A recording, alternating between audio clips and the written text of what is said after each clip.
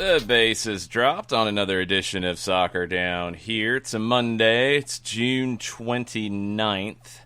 The MLS bubble has grown a little bit. Some more teams are in Orlando. We'll talk about that. The league also released their first, official response on testing going back to the beginning of it, which is led to some confusing headlines. We'll talk about that. We'll talk about the NWSL getting back on the field. 2 matches on Saturday.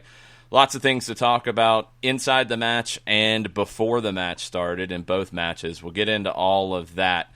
Just to give you a heads up the rest of the day, we will have our next NWSL Challenge Cup date later this afternoon. Myself and Jessica Charman will be talking about those 2 games, looking ahead to the next 4. 2 games tomorrow, 2 games Wednesday. That'll come out probably around 5 o'clock today, and we'll also have SDH PM this evening at 7 o'clock, where we'll talk more NWSL in detail, but also anything else that happens today. And look, as we're finding out, every day it seems like more stuff happens on both fronts. I mean, we're getting more transfer rumors, more rumors about coaches in trouble, more soccer-related rumors and conversation. But also, we're getting still lots of conversation about what this current soccer business world looks like in the age of COVID-19, and it keeps changing every day. Different countries have different issues. Some have handled it really well. Others, well, yeah, that's where we're at. So we'll get into all that this morning. You guys have questions. You guys have comments. You can join the conversation a couple different ways. You can tweet at us at Soccer Down Here. You can watch on twitch.tv/Soccer Down Here. Comment there. You can also send us an email at soccerdownhere@gmail.com. John, where do you want to start? Because you got a ton of different selections today.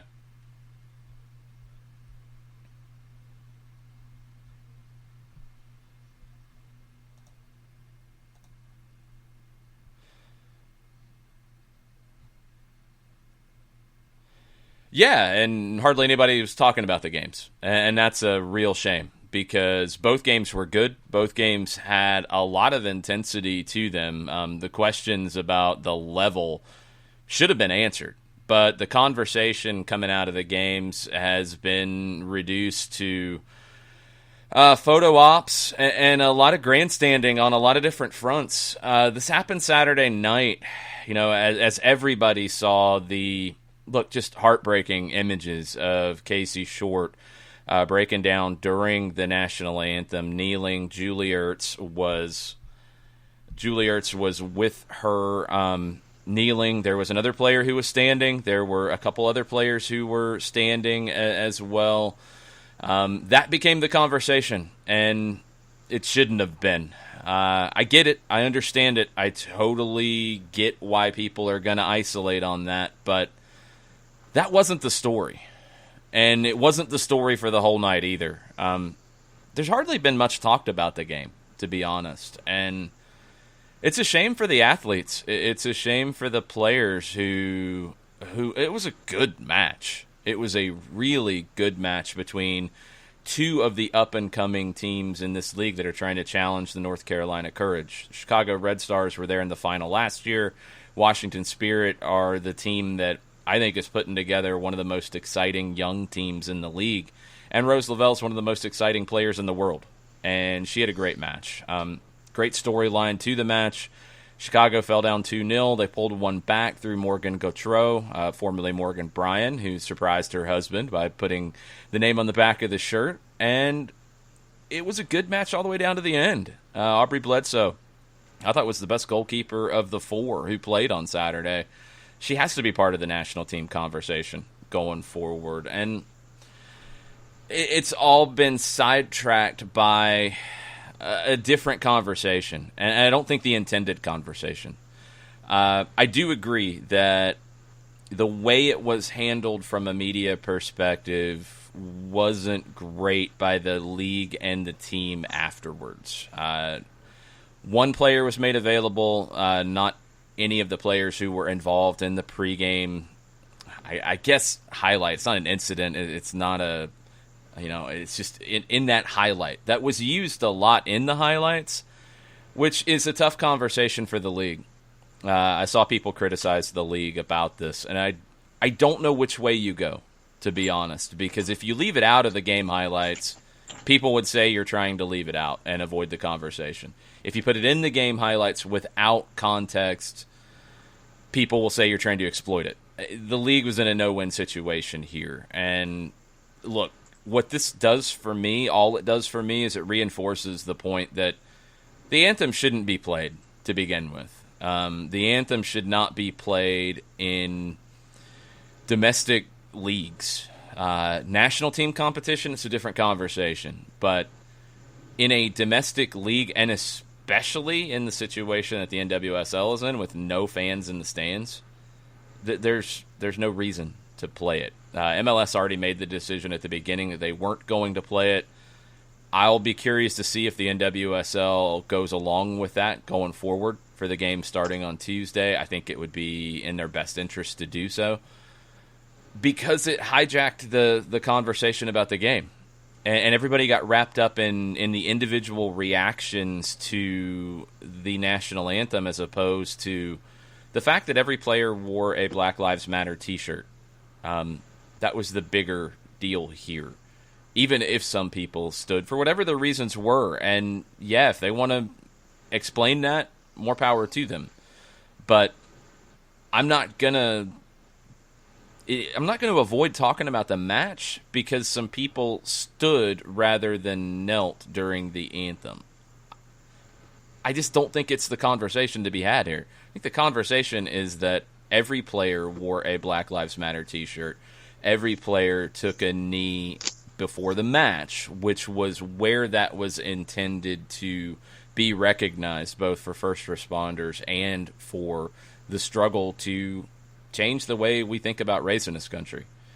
That was where that was supposed to be. The anthem was not supposed to be that moment in the same way, but it became that because it was played. There's no point in playing it.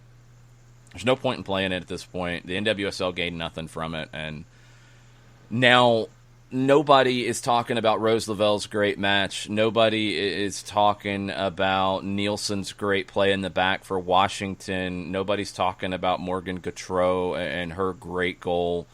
Nobody's talking about the drama towards the end of the match where Chicago was trying to find an equalizer. It was all about a decision to stand or not. Honestly, I don't know if that would have went away if the league and the Red Stars had made players available. If you haven't seen it, Arnim Whistler, the owner of the Red Stars, did have a statement on Twitter yesterday morning about the situation. Protecting his players, protecting his staff. That's what he's supposed to do. He's the boss, so he did that. He said that Roy Dames, their manager, was trying to protect their players from pushback. Media members said that there would not have been pushback. There was a lot of pushback online. I don't know if that affected the Red Stars' decision and how they handled the post-game process. I would assume that it did. It's a bad situation all the way around, and it shouldn't have happened because the anthem shouldn't have been played. It's that simple. No, I completely agree with you. And when you have people distracted from what should be a fantastic event and you're getting into the minutia of, kneeling, didn't kneel, stood, didn't stand, hand over heart, everybody wore T-shirts, instead of focusing on, the larger picture of what they presented, and B, the idea that it was locked into the idea of, anthem, should the anthem be played, should it not be played? And I'm like you, the anthem is distracting from greater messaging, and that was one of the things that I was sitting here and and I'll admit, 10, 15, 20 years ago, I would have jostled with this far more than I did over the weekend. I'm like, no, you have to take the anthem. I think we're the only country that does it in country sporting events. I mean, yes, everybody does it with national events, but we're still the only country that does it involving league events. True? Yeah, as far as I know. What do you mean you would have jostled with this before? I would have thought a lot harder about it well, the anthem, we have the anthem, and the anthem's been played for so many years, and it's a part of our traditions. And so half a life ago, I would have thought far too much about it.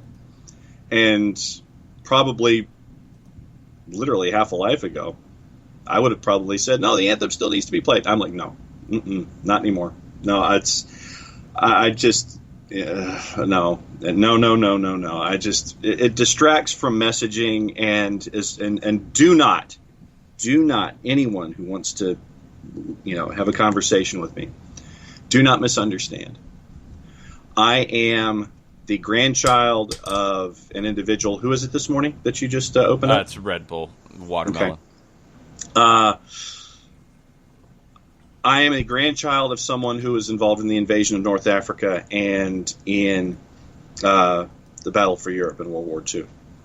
All I heard were the good stories. I never heard any of the bad stories. So I grew up in a military household. And half a life ago, I would have been saying that the anthem should be played, but no, not after what has gone on. I mean, it just reinforces my point of view now that the anthem should not be played in before events. And I know that Don Garber has said that before MLS is back, the anthem's not going to be played. True? Right. Yeah. That's he made that clear.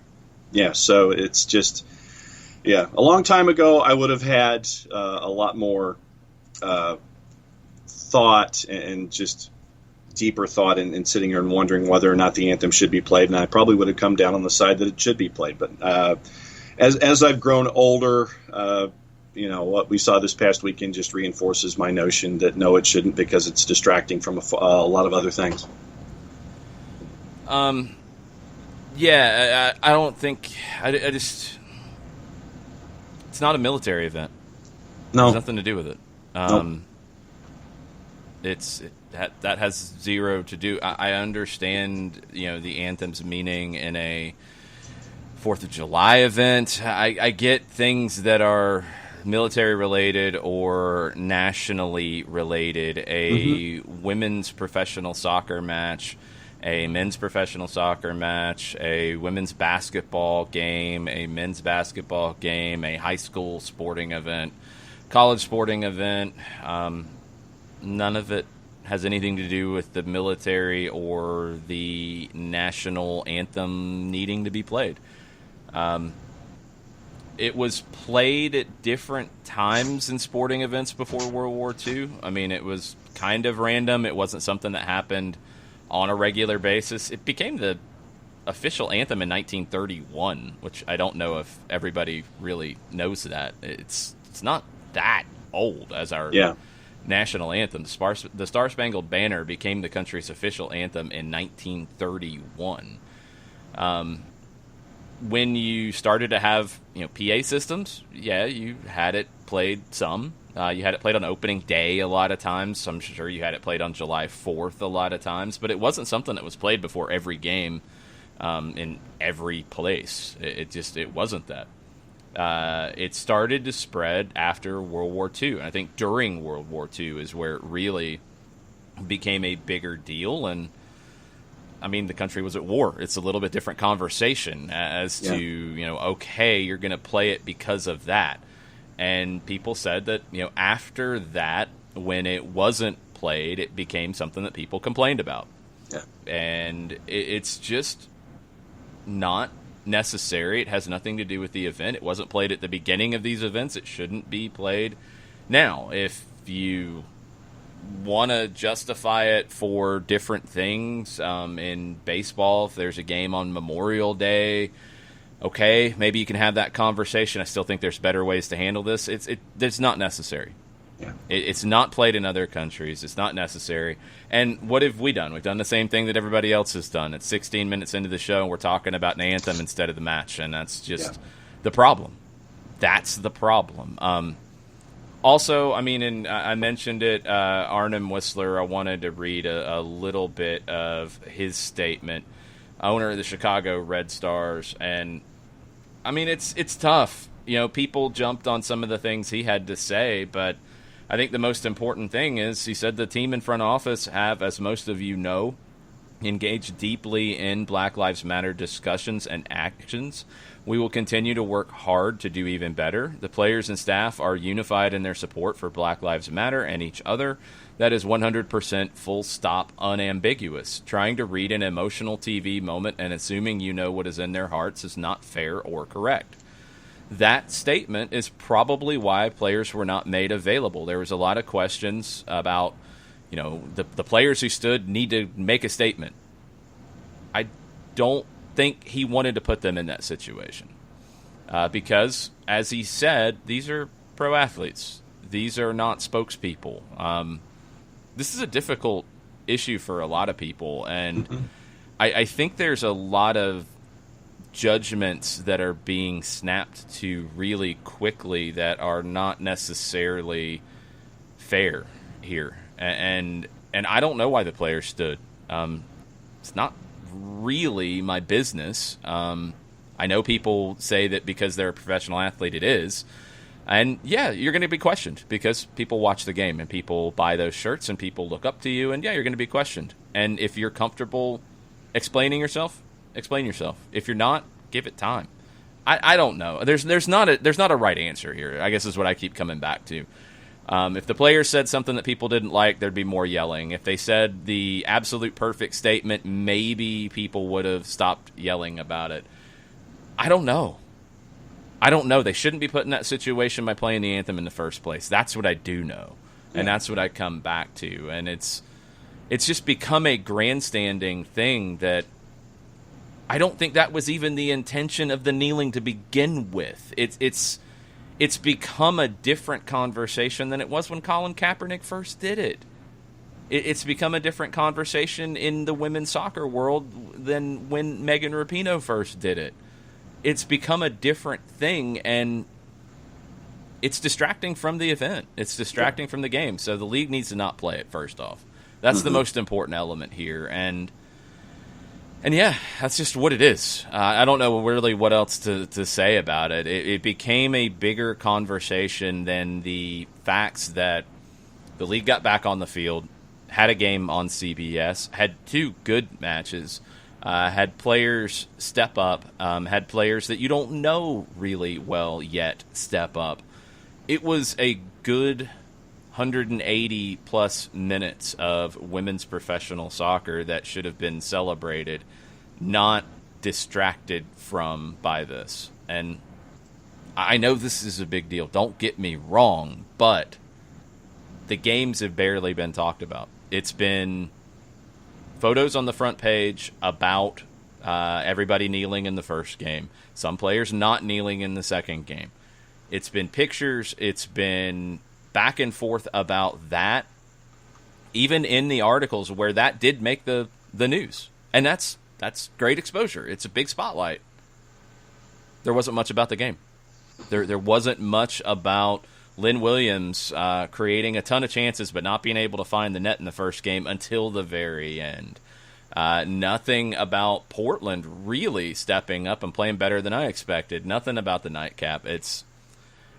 That's why the anthem is not necessary. It became a distraction from the reason you were there to play the matches. And the NWSL needs to make that decision going forward to not play the anthem. And honestly, I think all of the professional leagues in this country and college and high school and all of it need to understand that it has become a distraction. It is nothing to do with a necessary thing. And yes, people are going to complain about it, and they would complain about whatever anybody did during the anthem, and they would complain about anything to do with it.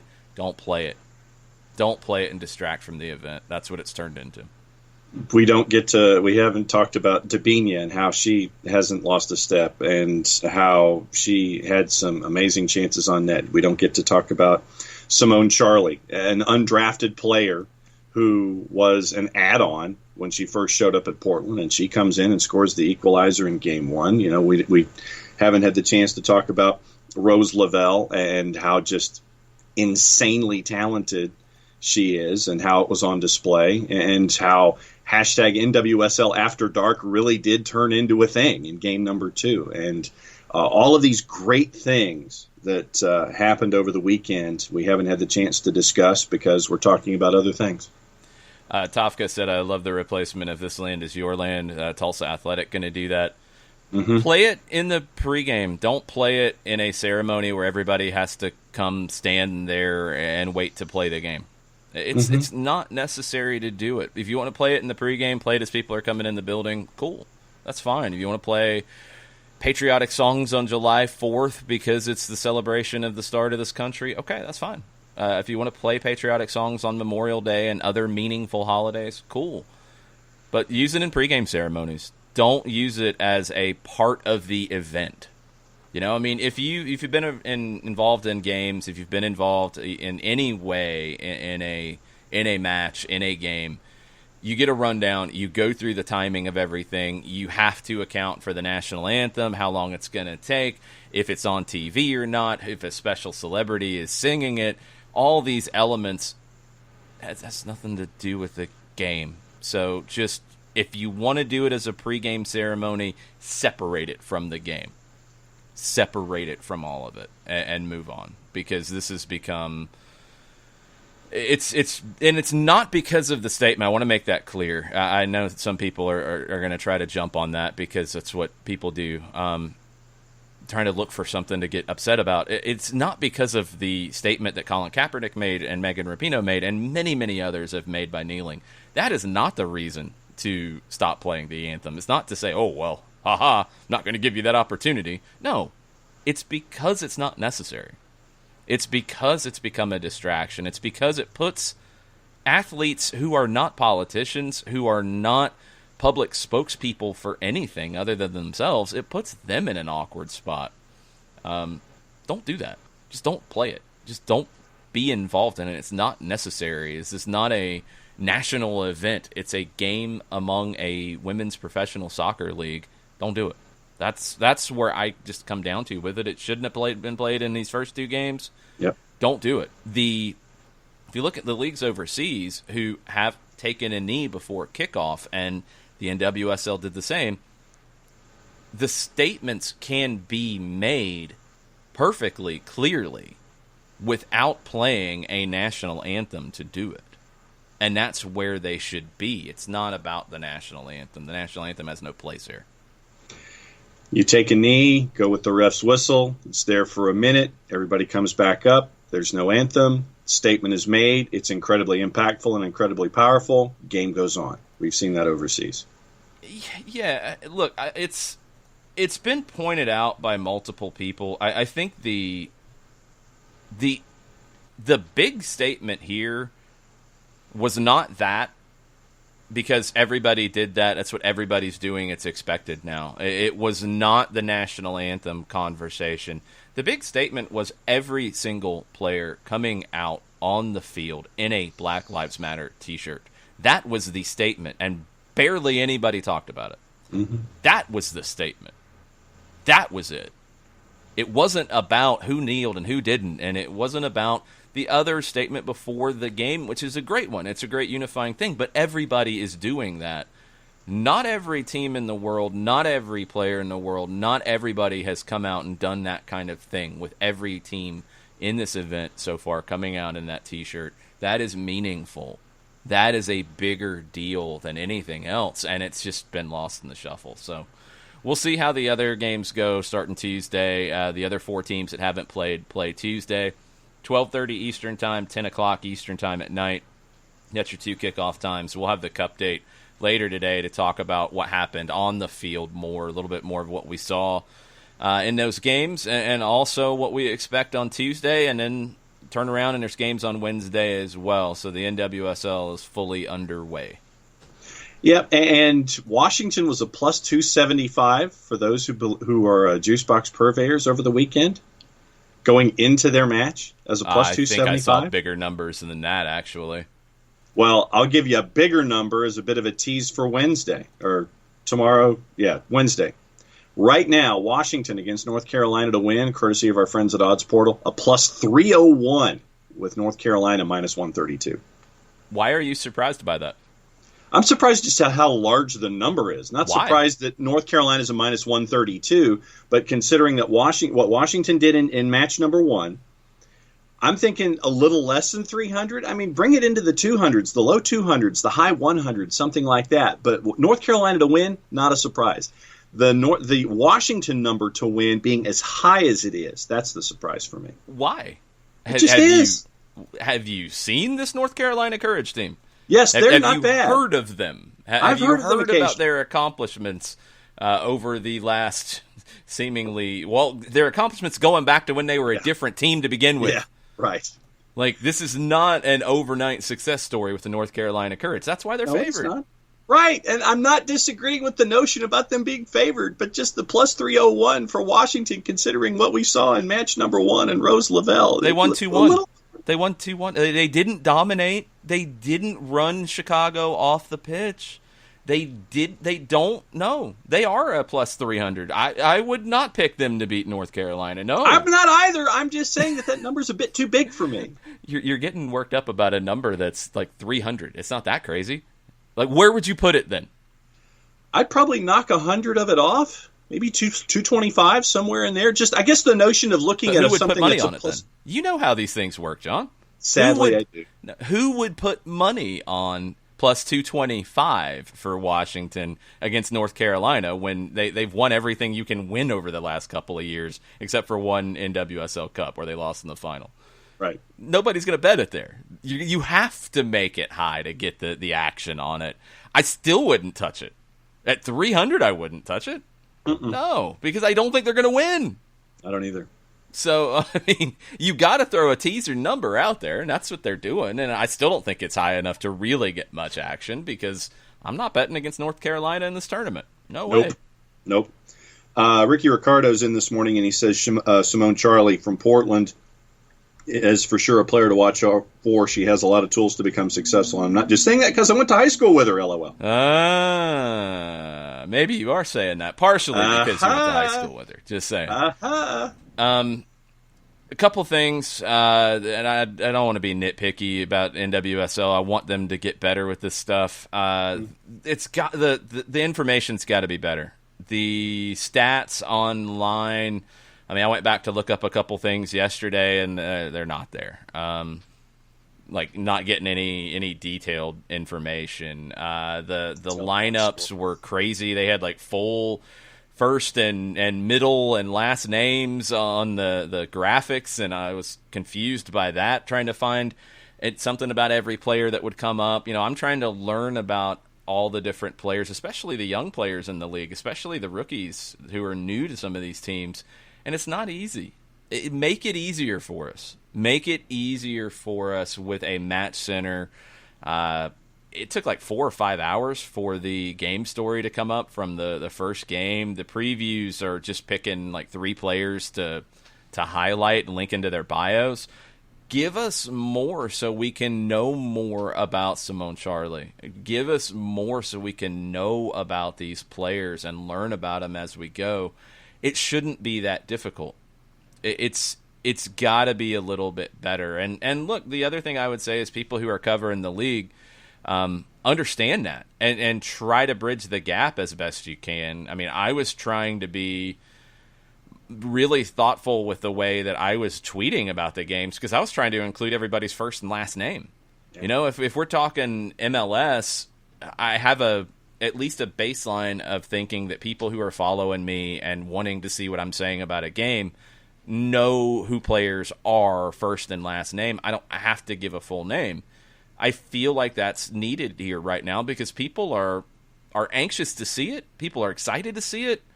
And there's just not enough information there. There's not enough to give us more storylines, to give us more about these teams and these players. Just put more into it, especially the stats and the in-game stuff. I mean, it's hard. And your site's out there, like, I usually go to OneFootball. They didn't even have the schedule updated for it. That's a shame on them. Foot Mob, I think, eventually got it for the second game. They didn't have it for the first game. Google, who's a league partner, like I go to Google for a lot of leagues around the world to pull up their in-game match center, which is a good basic one with lineups, with substitutions, with the baseline stats. Not any of that, just the very basic, the game's going on, here's the score, here's who scored. That was it. In the game. And they're now a league partner. So just come on, give us more so we can get stuck into this. That's what I want to do to talk about it. I want to be better educated when I talk about it because I want to talk about it because it should be talked about because it's good soccer. I don't care if it's men or women or not. It's good soccer. It's entertaining. And these players are giving you everything they got with a short preseason. And fitness really wasn't as much of an issue as some people thought it would be. It wasn't. You had heavy legs at times. I thought you had more mental fatigue than physical fatigue in both games because players aren't locked in focus-wise yet because you had a short preseason. They deserve better. The teams deserve better, but everybody's got to just put a little bit more out there into it so we can cover it in the same way we cover the men. Access to information is the number one thing that holds this league back. Give us more information. Folks have been asking about this particular topic already this morning on the timeline, so breaking news sounder, please. Okay. Breaking news sounder, that's what we're going with? Yeah, why not? Well, I don't like when you say, yeah, why not? There's a difference between breaking news and breaking rumor. What is it? Well, it's breaking rumor. So what's a breaking rumor sound? That's what I thought. You didn't sell me on it. All right, what is it? All right, from D10 in Paraguay and Roberto Rojas from BN. D10 is saying that Eric Lopez is heading to Atlanta United. Rojas says yesterday, and this is about 15 minutes ago, Olympia president Marco Travato had an online reunion with Atlanta United executives in which they reached a done deal to send Eric Lopez to the U.S. for a total fee of about $5 million, with the Paraguayan club getting 20% of the transfer fee. That's not accurate at the end of that, John. It's $3.7 million for 80%. It could get to $5 million in add-ons. It's a big difference. I mean, that's a big difference in the way it's structured, the way it's up front. So, okay, D10. Let's get to them. This is still breaking rumor. This is not breaking news. Understand that. Yes. We had not quite to this degree, but we had the same kinds of things said about Matias Villasanti, about Arzamendia. This is different. It's coming from some different people. It's starting from some different people, and there's a little more detail here.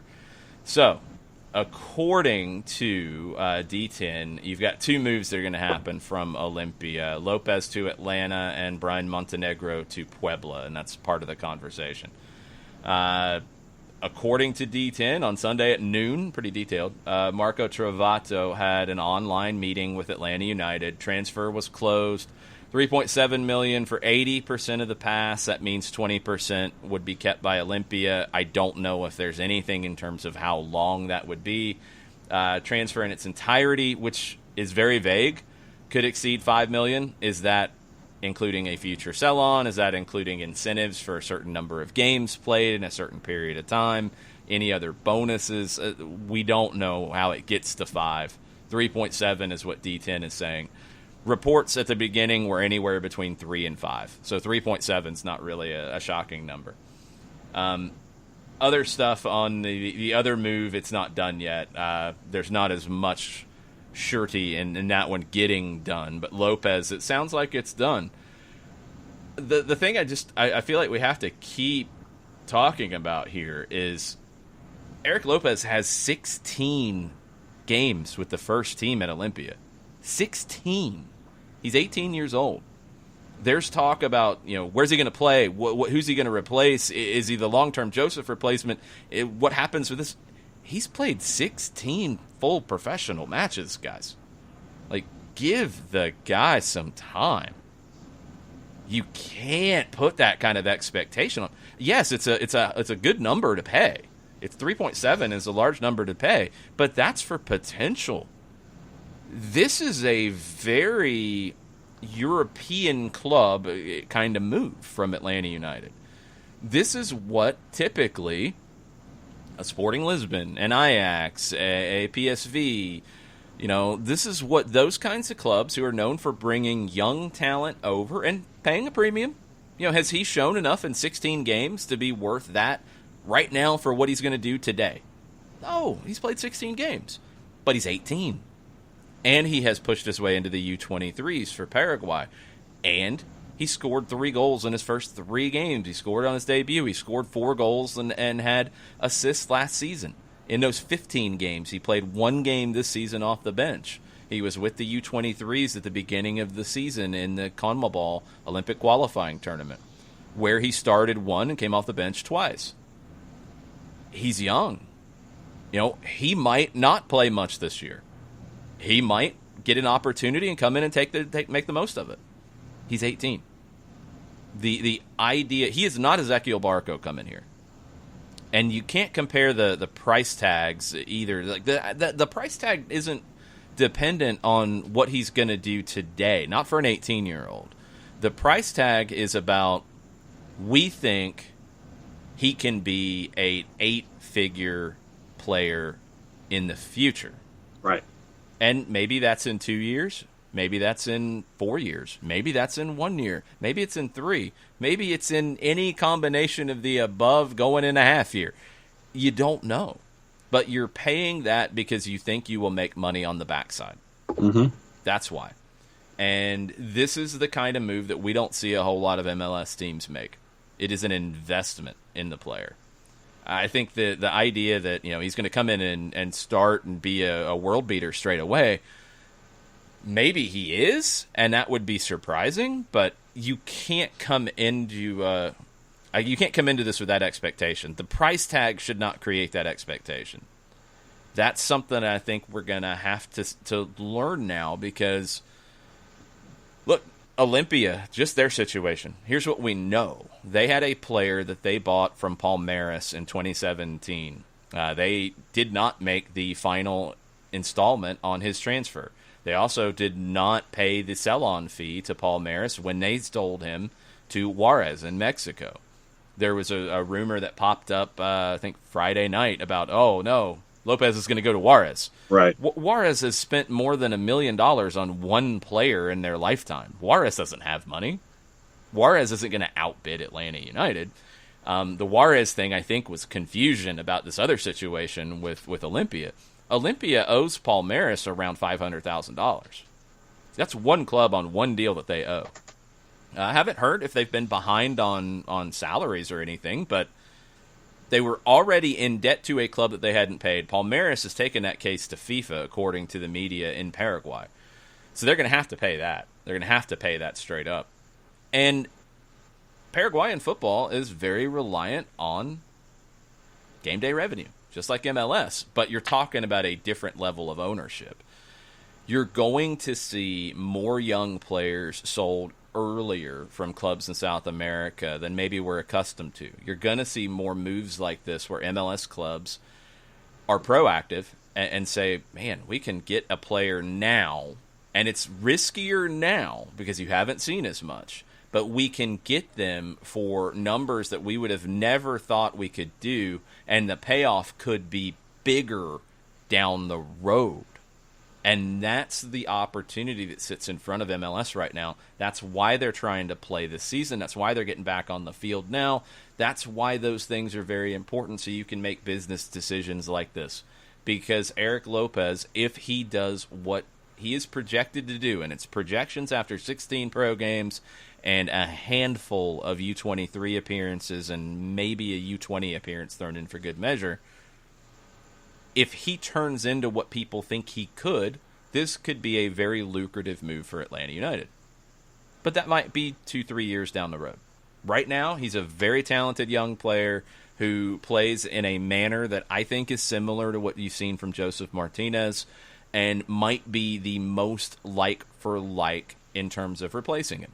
He's going to get an opportunity to do that when he's ready to go. Doesn't mean he takes it. Doesn't mean he beats out Adam John. Doesn't mean the best option is him instead of playing a false nine and Pity Martinez. Doesn't mean he plays a ton this year. It doesn't mean any of that. It means that he's a player that you're investing in who could become an asset down the road, because that's what a club has to do. I love that you're going to see these kinds of moves, because what it does is it raises the level of the young talent in this league. And it raises the bar for developing young talent in this league as well, because he is coming in as an 18-year-old with professional experience, not a ton, but professional experience. 18-year-olds in this country generally don't have as much professional experience or are going to be sold for $3 million. Now you start to set an expectation of, this is where we're trying to get. This is where we want to go. And he's going to raise the level across the board. So it's a good move if it gets done. I like the move. But I think the expectation is way out of whack in some ways, because people are expecting him to come in and start and play 90 minutes every game, and he might not do that. And that doesn't mean he's a flop or a failure in any sense. He's an 18-year-old. He's got 16 games under his belt. About 1,000 minutes or so. It's okay. It's a good, talented young player. You bring him in for the potential. And I think that that's the key here, is that look at this as an investment. This is not, if it turns into an immediate return, fantastic. If he turns into be the best thing since Scattered, Smothered, and Covered, fantastic. And then he goes on after, X number of months or a year. But this is an investment in the future to make sure that this player can work his way to that next stage in his career, wherever that is. And it's just an investment in that next stage to develop him here, sell him on. And it's, once again, we've seen it with other players in Atlanta United, once again, bringing this to MLS, where you're bringing younger players in, you develop that young player, you sell him on. It's an investment in the future. If it just so happens that, after game 17 or 18, he's fantastic and folks are interested, and then you get sell-ons, obviously that's way out of pie in the sky stuff, but you understand where I'm going here. It's developing this player for that next stage in his career, and you get them in here young, and that's all part of the development that Atlanta United has here. So just keep in mind that when you hear about players like this, it's an investment in Atlanta United's future. It's an investment in that player's future for that next stage, wherever he foresees it to be. I'll go down the road too of position and where he plays. Who knows? I'm going to be real with y'all. Nobody knows, really. And it's not even because we don't have the Paraguayan league on a regular basis on TV, which we don't. And you can't tell somebody's best position from a highlight reel. Mm-hmm. More importantly, you can't tell somebody's best position when they're 18. It depends on the team. Joseph Martinez wasn't a true number 9 until he came here. He played out wide in a 4-3-3 at Torino. And he was good when he played in that role in Switzerland. He was not as good at Torino. Came here to play as a true number 9. Wasn't asked to drop back in possession under Tata Martino. Showed that he can do that as well under Frank de Boer. So players evolve. Systems are different. A player who might be best suited as a number 9 for one manager might end up being a number 10 for another, might end up being a wide forward for another, might be, in a central attacking midfielder for another. I mean, you can put whatever tag you want on things, but just like formations are somewhat overrated, I think getting rigid with positioning can get somewhat overrated. We don't know. He's a young player. There's a lot of young players that you don't know where they fit. Miguel Almiron, he's turned into a right-sided winger in a 5-4-1 for Newcastle right now. Not where I would have put him, but that's where he's playing. So is that what he is? I don't know. I don't think currently. So. Well, but I mean, no, but that's what people do. That doesn't mean he's a right winger forever. No. Just because we've seen some clips of Eric Lopez in a number 9 role doesn't mean he's a number 9. He could play number 9 for this team, just like Adam John could, just like J.J. Williams could, just like Joseph Martinez has, just like Pity Martinez has. We've seen Ezequiel Barco in a second forward role. He's also played as a 10 and as a left winger. You want versatility. That's what I like about him, is that I feel like in the 3-4-3 that we've seen so far from this team this season, And we know there'll be changes to it. We know that they'll play in different shapes in other matches because we've seen that too. But in the 3-4-3, I think he could play as the 9 or as one of the 2 central attacking midfielders behind the 9. I think in a 4-3-3, he could potentially play out wide, and he could play as a number 9. If you want to play in a 3-5-2, I think he's suited maybe best as the second forward, not the one that's the focal point up top, but the one who drops in a little bit more. He could be that focal point too. This is a guy who's got a lot of versatility, which when you go back to who Atlanta United's targeted this year, versatile players. Players who can play in a number of roles. I think it's just critical going forward. It's the way the game's being coached. It's the way the game has evolved. You've got to have the ability to line up one week as a number 9, line up the next week as a false 9, line up the next week as a second forward, line up against this opponent or in a match, move out wide. You've got to have more versatility. If you do, you're going to get on the field more, and you're going to be able to help a team adjust more. So I like the move. If it happens, I like it. It sounds like it's getting really close. As we said last week, you have a senior roster spot available. You can make a international slot available. All that stuff is manageable. There's nothing stopping this move from happening. Let's put it that way. You can make everything work.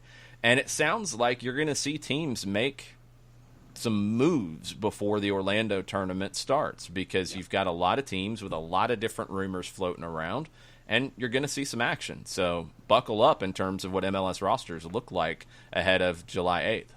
Yeah. Shiva and Unite Shop Rise were wondering about possible replacements if Lopez comes in, who he would be a future replacement for. Shiva was excited that he's only 18. Yeah, nobody knows. You're not replacing... You're not looking at, okay, he's the Barco replacement, he's the Pitti replacement, he's the Joseph replacement. He might be all of the above in different times. I think it's hard to even put it that. Everybody got hung up on a Nagby replacement, and I don't know if anybody ever really truly answered that question by the end of the day because a lot of times you don't see that. You see a goalkeeper replacement. You might see more of a center back replacement if you're looking 1-for-1, but the rest of the shape, Lopez will be part of the attack. And, yeah, you do know that Ezequiel Barco's getting interested overseas. He will continue to do so. You know that Pity Martinez is a former South American Player of the Year, is a player that has a lot of respect around the world, and a player that could have an offer come in for him, and he said he'd love to play in Europe at some point. So, you know that's a possibility. Joseph, doing what he's done, you have to know that at some point an offer could come in that is really difficult for you to say no to, and for him to say no to. You have to always prepare.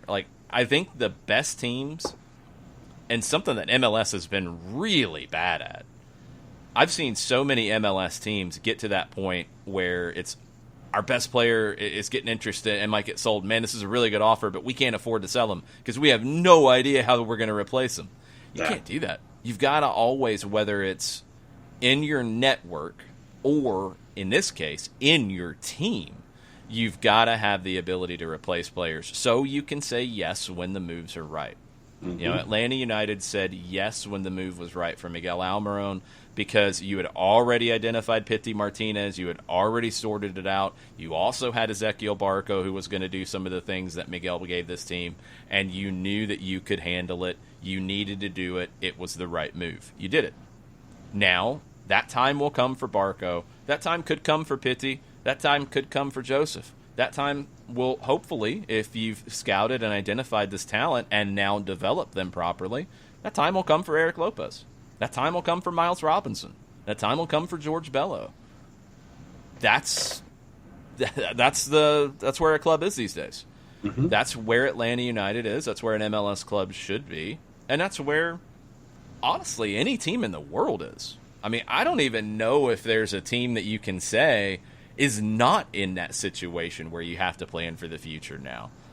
I mean, maybe Real Madrid, maybe Manchester City, while they have European aspirations, because they can just go spend what they want. But everybody has to have that all right, if the move comes in for this player, it's time to sell. How do we deal with it? Do we have a player in place now in the squad who can take on some of that? Or do we have to go out, and then what's our network look like? What's our scouting list look like? Where can we turn right now to bring in a player? You have to always plan for succession planning.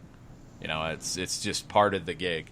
And when you don't, you get caught, and you either can't make the sale that you need to, or you make it, and then you're going to have a huge hit on the other side of it. You have to be prepared. This is a move to be prepared. David on Twitter, and if I'm reading this right, his Twitter handle is @NotBabyFarkMCG. Okay. I imagine that has nothing to do with the Melbourne Cricket Ground. 1, buy young prospects. 2, win cups. 3, sell to Europe. 4, profit. Wash, rinse, repeat. I would put the order in priority differently, because I think the number one thing is to win trophies. I think that is number one, because you're not just buying young talent, playing them to get them ready to sell, and selling them. I think it's win trophies first, then the rest. That's the only quibble I would have with it, because ultimately I don't think you're able to sign the top young talent if you're not winning trophies. You have to have that component first, or the rest of it doesn't work. Lex Nasia is in this morning. From what I saw, he works best as a left winger and a central attacker, so my guess is he plays on the left. Pitti plays a false 9, or vice versa. Your guess is as good as mine, Lex. I think he could play that, but you're not really playing anybody on the left right now either. The 3-4-3 that we saw this team play in most minutes in 2020 that they've played. 3 center backs, wing backs on the left and right, 2 central midfielders, 2 number 10s tucked in. It's definitely more central. They're not playing like a true left and right winger where we've seen Pitti and Barco tucked in with Joseph. It's very central. The width is coming from the wing backs. The 3-4-3 that we saw at the beginning of last season, they were a little more wide, and I don't think it worked as well. I think this one worked better. It's really similar to what we saw Montreal do this season as well, under Thierry Henry. In his, you call it a 3-4-2-1 if you want. Again, formations. It's the same basic principle. It's, instead of playing wide and stretching the field, and let's go back to the original lineup. Joseph is the number 9. Pitti and Barco were not being asked to stretch the field out on the touchline. They were being asked to come in and combine. The field was being stretched by the wingbacks. Those were the ones who were opening the field up and providing the width. It wasn't from Barco or Pitti. It's not to say they can't go out there. They do, and that's their game. That's where they thrive, when they can get out there, when it's maybe a little more unexpected. So he's a player who could be one of those players who sits in behind a number 9. He could also be the number 9, because the number 9 in this role, I saw Felipe Cardenas spoke to some scouts and folks in South America, and he said a second striker. The number 9 in the 3-4-3 is honestly really similar to a second striker. Look at where Joseph was getting his touches at the beginning of the season. Look at where he got a lot of his touches last year when they played in this way. Deeper.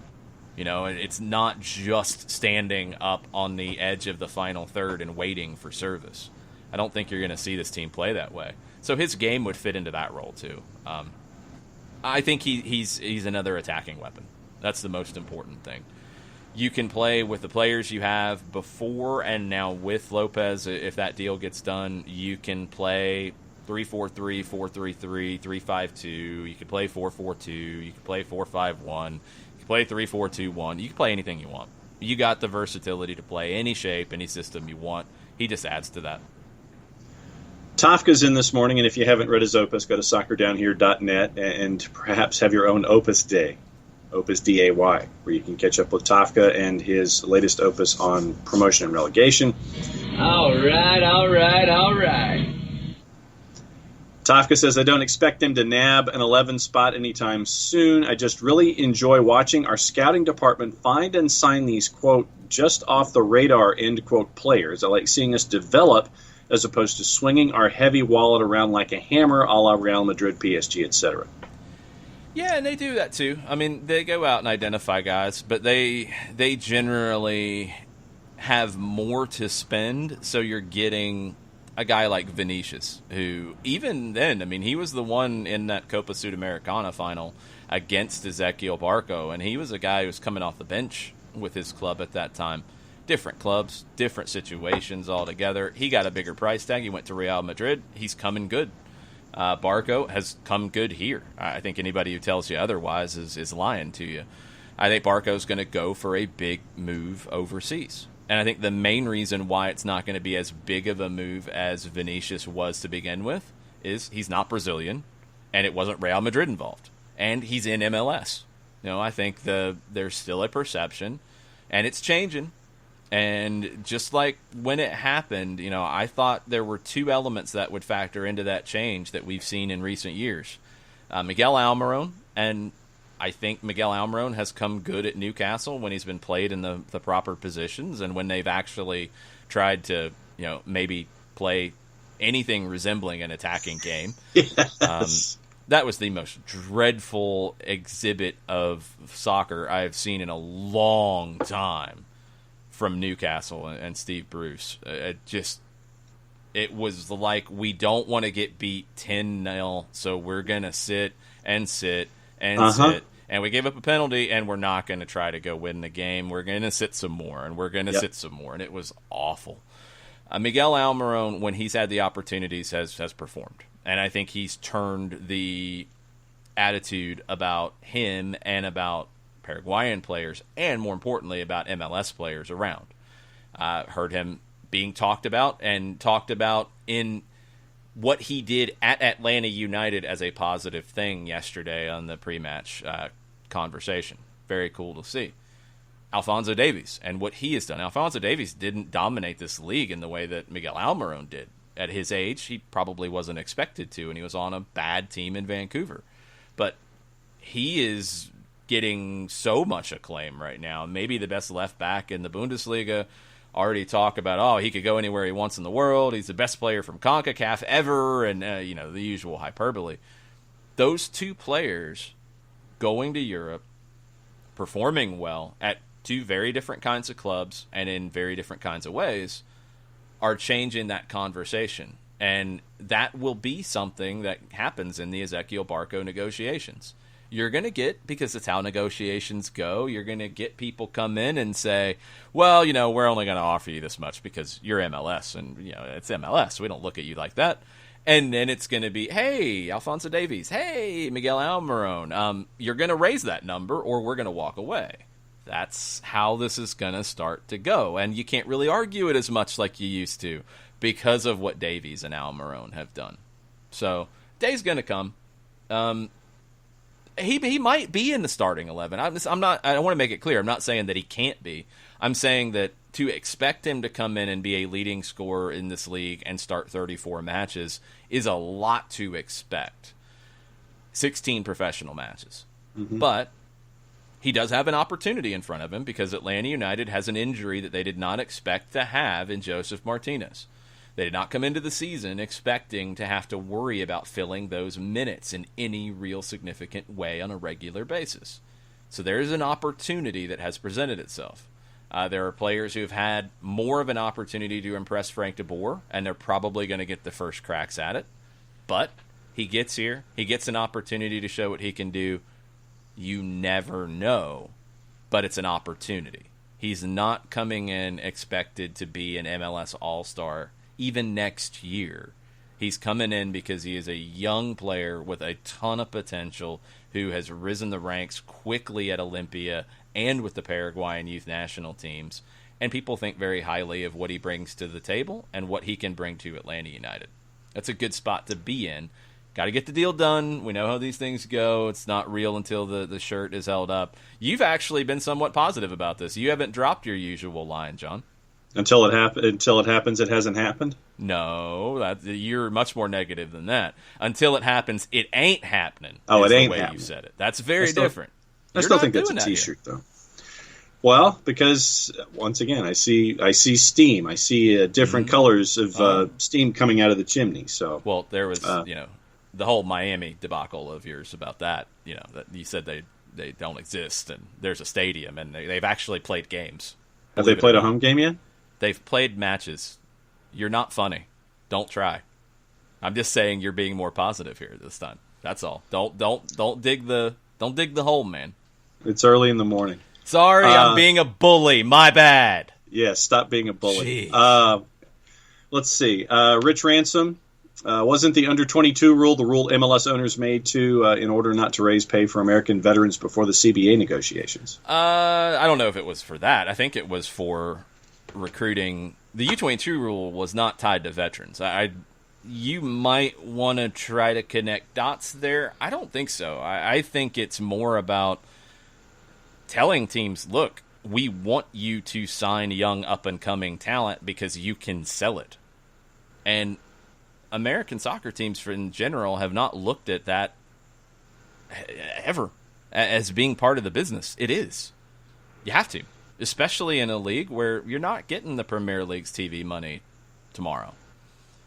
When you look at the plus minuses in terms of the P&L sheets that Forbes posted, and it's not they don't have access to the books, but they have a pretty good educated guess as to where they are.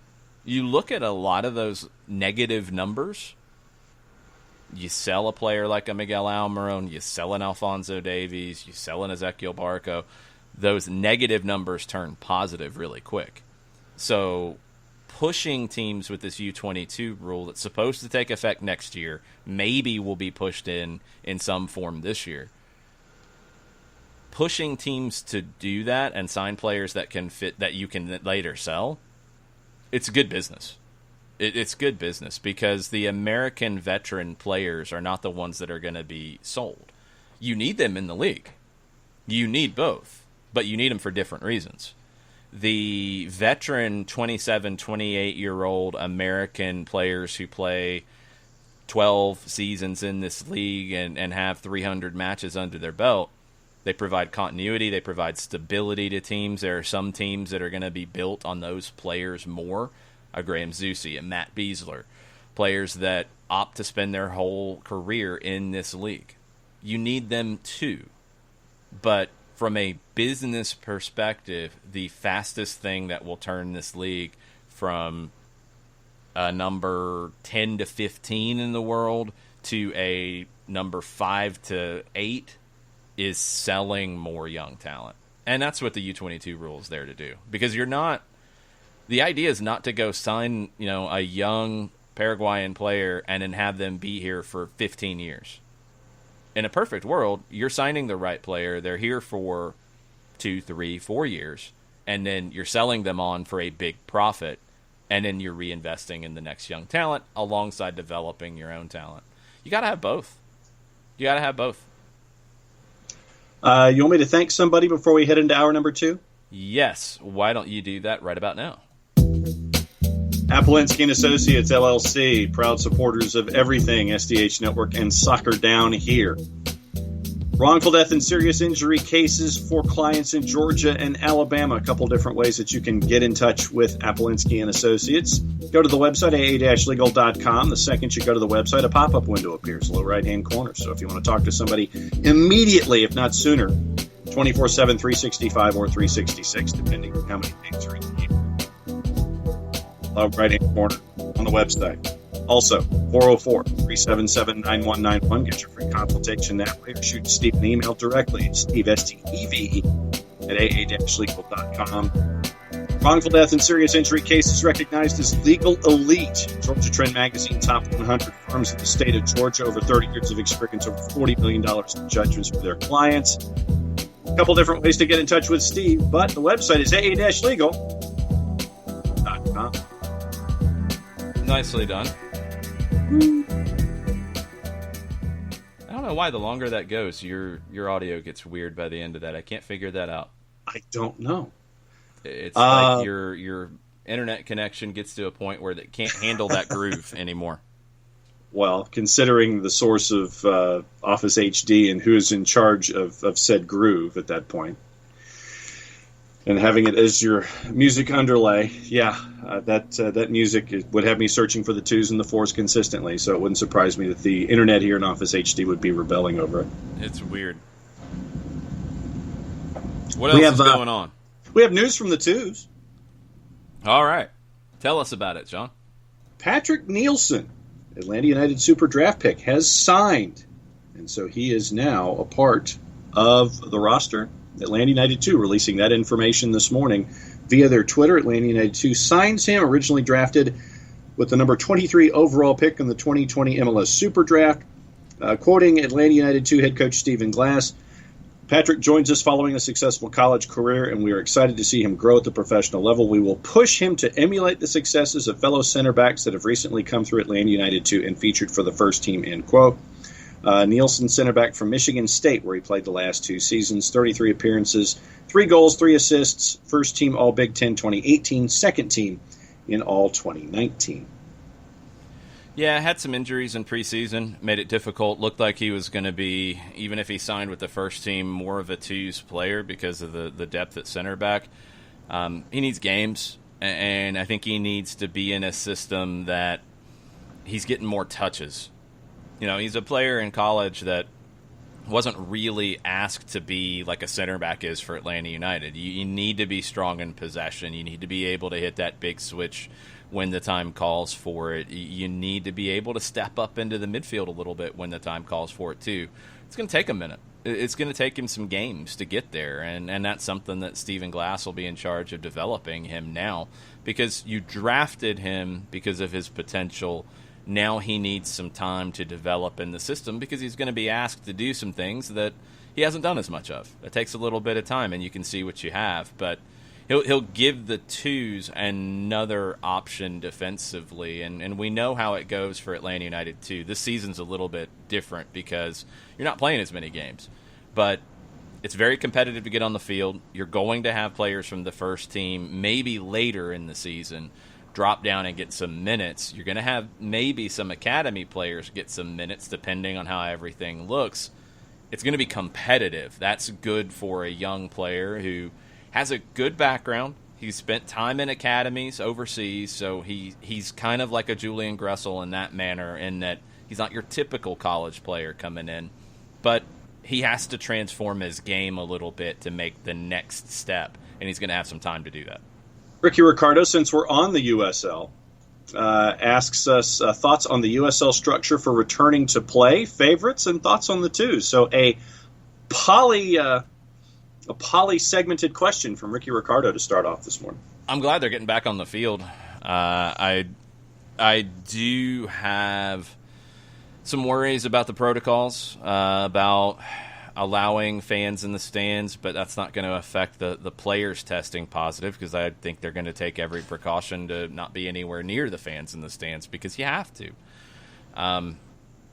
They're not doing as much testing as MLS, as Major League Baseball, as the NBA, who are all doing the every other day testing, which is more than the leagues in Europe. Well, you have more prevalence of the coronavirus in the United States, so every other day makes a lot more sense here than maybe it does in Germany.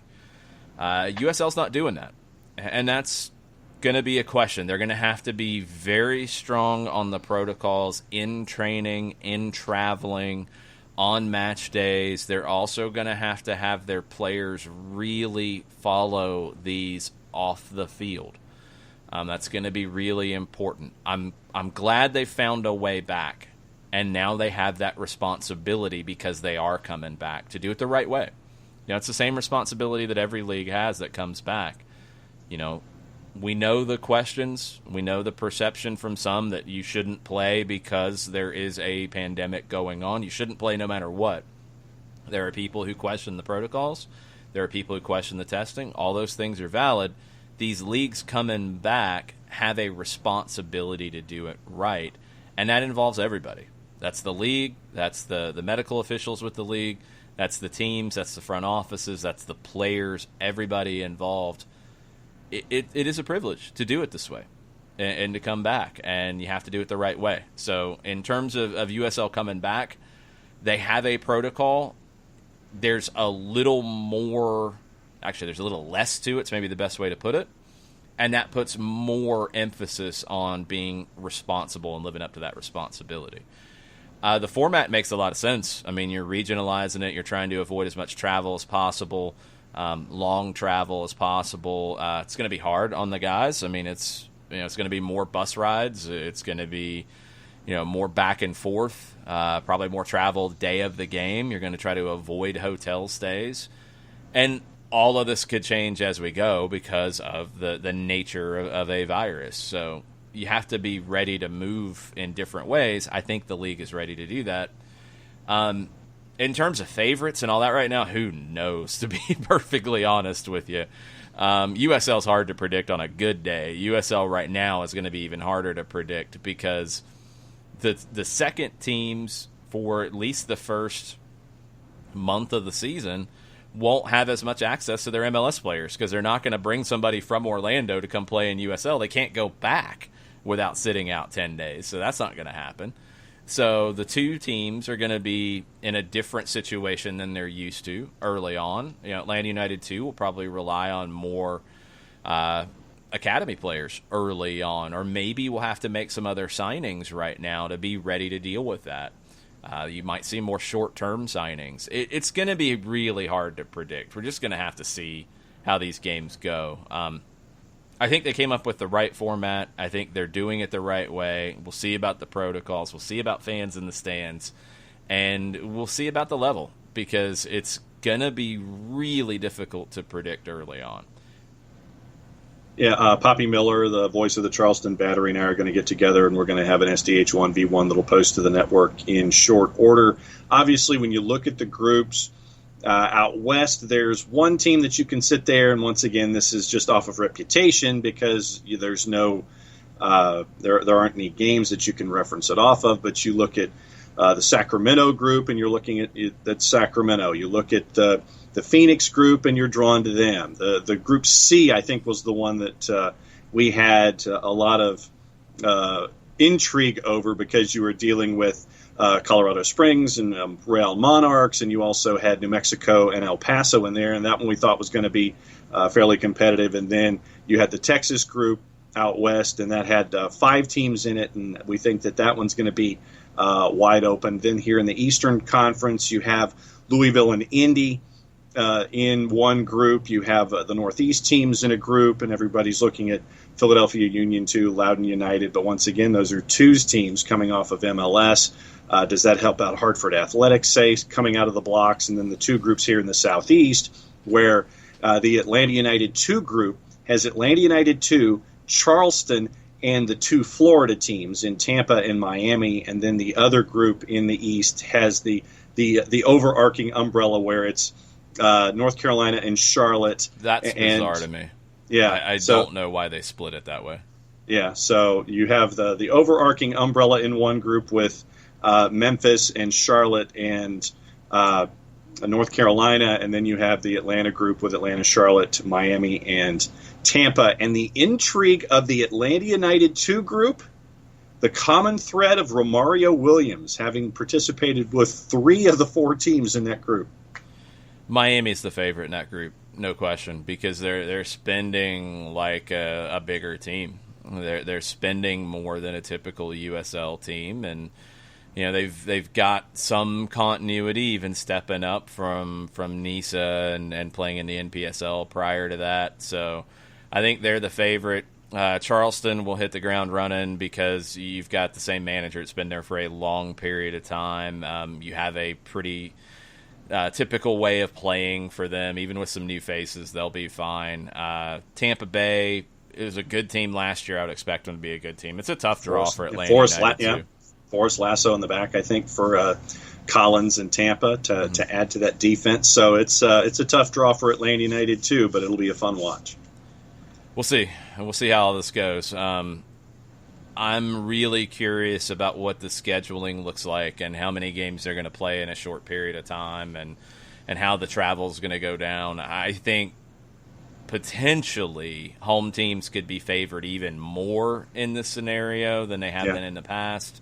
I think teams with continuity are going to be better early on. I think the two teams will struggle early because they won't have as much help from their parent team.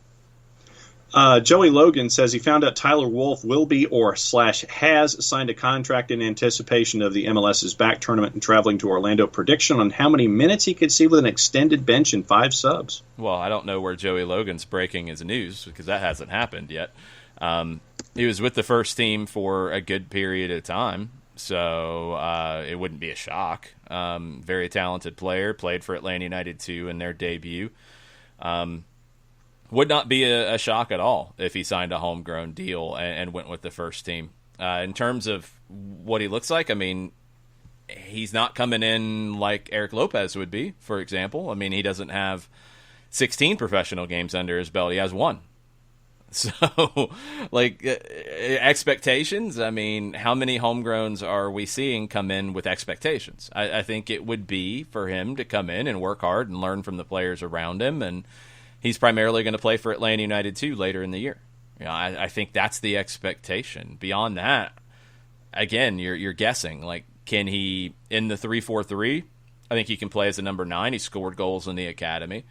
I think he can play wide in a 4-3-3. I think he could play maybe as one of the attacking midfielders, but I'm from what I've seen, I'm not leaning there as much. I think right now I look at him as a 9 or as a wide attacking player in a 4-3-3 or 4-2-3-1. That's what I've seen so far. But he's young, and we haven't really seen him with elite players very often. He really impressed me in Birmingham. His movement, his intelligence is what impressed me. We know against players his age, he's a better player than most. But against pros, and against Birmingham, which was a mix of trialists and players on the team at that point when Wolff came in the second half, he played very intelligently, and that's something that's going to serve him well. A lot like his dad, Josh, to be honest. Josh Wolff was a very smart, savvy player. Tyler looks like he's got a lot of that in him. Okay, we have stuff, Turner and Tafka on testing for MLS's back. We have a lot of folks who commented about our discussion in the first 20 minutes about the anthem and some other stuff that are potpourri. So let me go with Turner Kirby, linking to a Bleacher Report article that says MLS announces 18 players, 6 staff members have tested positive for COVID-19. He says, this article right here infuriates me. Clickbait from a good source in Bleacher Report. Most people will see this and think, quote, uh-oh, there's an outbreak. But then they realize that's the total number since early June. The headlines around this were awful, too. The ESPN headline was awful. You've got to get the context here. And I saw some of the reactions to it. To the headline. I saw some of the reactions to Jeff Carlisle's article because, I mean, Carlisle wrote the article. The headline didn't reflect the article to begin with. It didn't reflect the information either. The league announced it last night. As of Sunday, 18 players, 6 club staff positive PCR tests prior to travel. 668 players tested since early June. That's individual players tested. I wish what they had done was tell you how many tests have been done. Yeah. We know the idea is every other day. Atlanta United's doing Monday, Wednesday, Friday is what we've heard. So, if you're taking those players, and some teams have maybe 4 weeks of that level of testing, others have 1, others have 2. Give us maybe the 18 positive tests within the number of tests. It might look better. It might give you a better perception here, but I think it also gives you a more full picture. 25 of the 26 clubs were able to start full team training prior to going to Orlando. Now, to start full team training, you had to have 2 tests 24 hours apart in a 72-hour span. Before you started it, you had to pass both tests to be able to participate in full team training. One team was not able to participate in full team training. The other 25 did. So you kind of have a sense there. Okay, that's a significant level of testing. Once you arrive in Florida, You take another test. You're quarantined when you get there until you get the results of that test. 329 tests have been given on site. 2 were positive. Those players had just arrived. They didn't arrive and go to the bar. They didn't arrive and go over to a beach. They didn't arrive and go to the lake. They didn't arrive and run around on the field. They didn't arrive and go sweat in the gym. They didn't do any of that. They arrived. They were tested. They got two positive tests. While they were waiting for that result, they were being quarantined. That's the process. So, 2 tested positive. They are remaining in isolation until they test negative twice. That's the process here. Beginning tomorrow, MLS will provide an update every other day with the aggregated testing results from everybody involved in Florida. I'm glad they're going to do this regularly because I think that will take some of the clickbait kind of conversation away from it. I think it'll take some of the questions about, well, can you do this? Should you do this? What about all the other positive tests in the county? It should take some of that out if all the protocols are being followed correctly.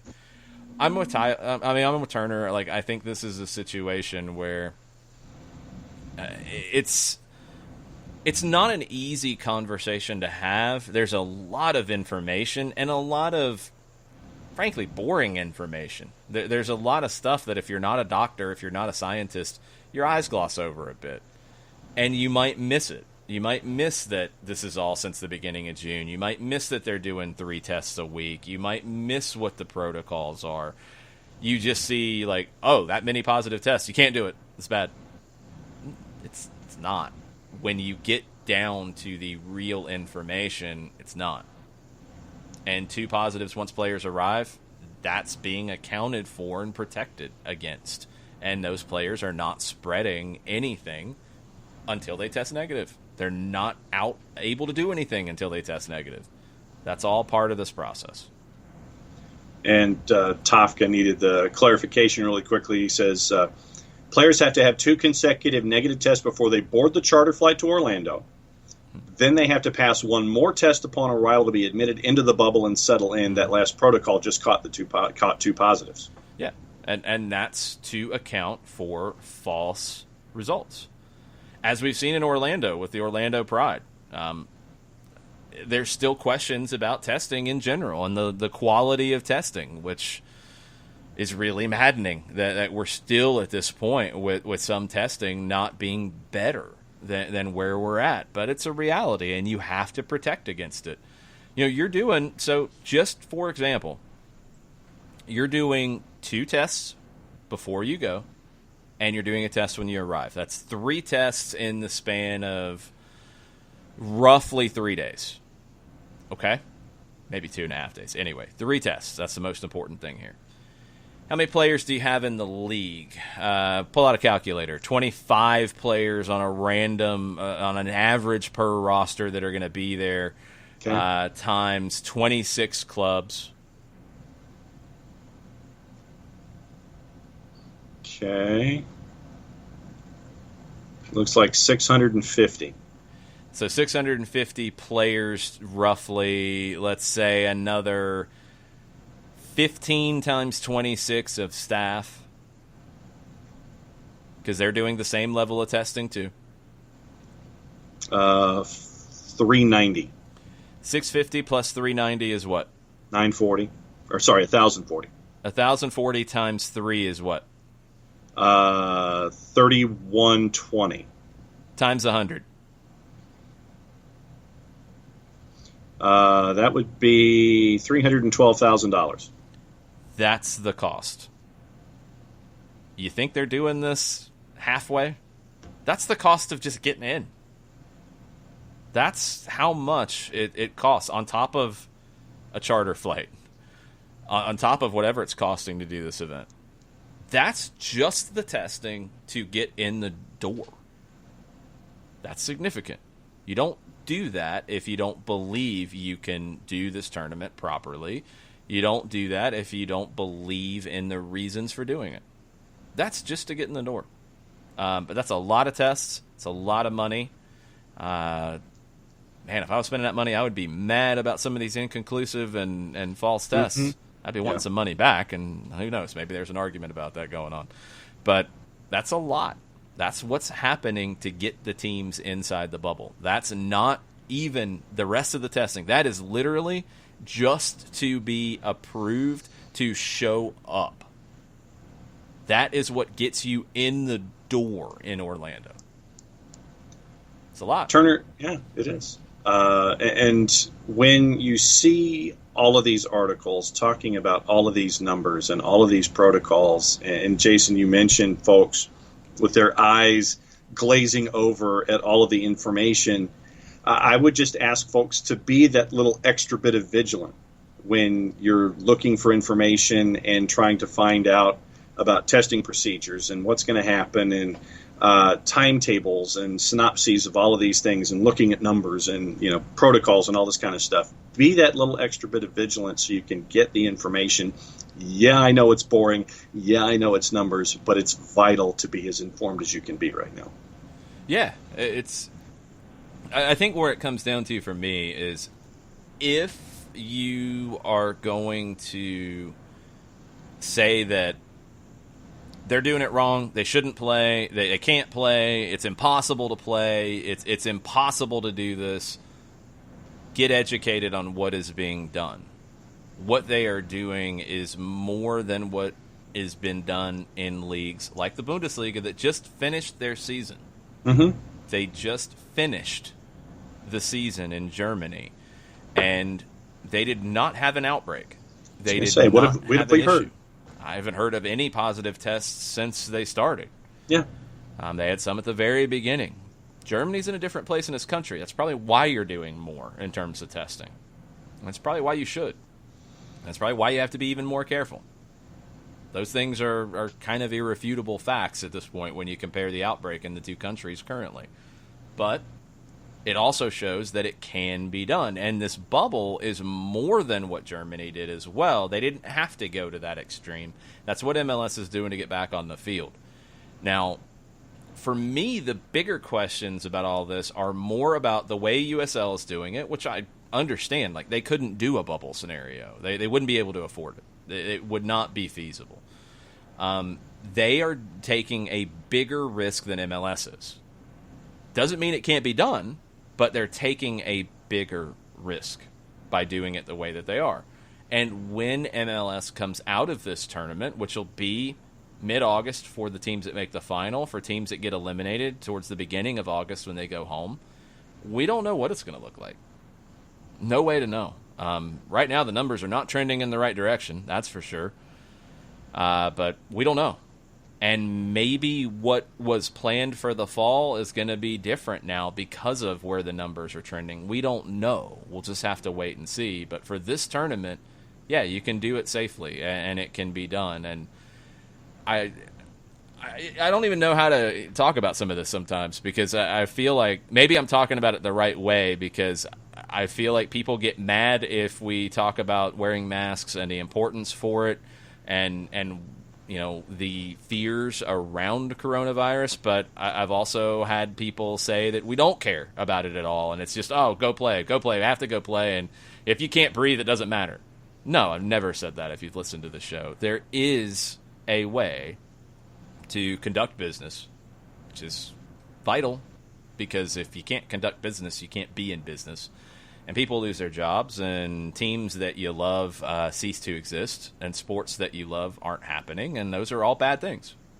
No way around that. It's not good.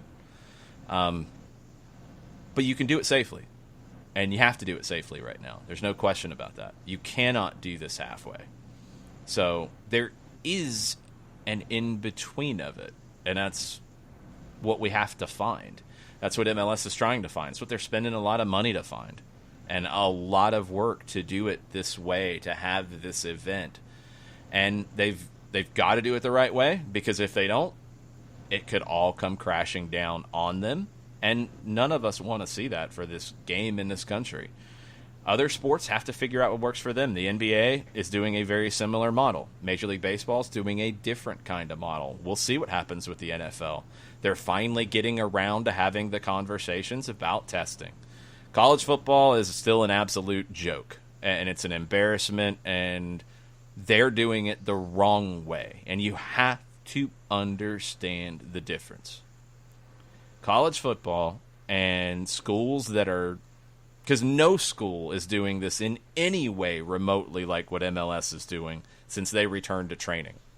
No school in the country is doing what MLS teams have done in their training protocols. Zero.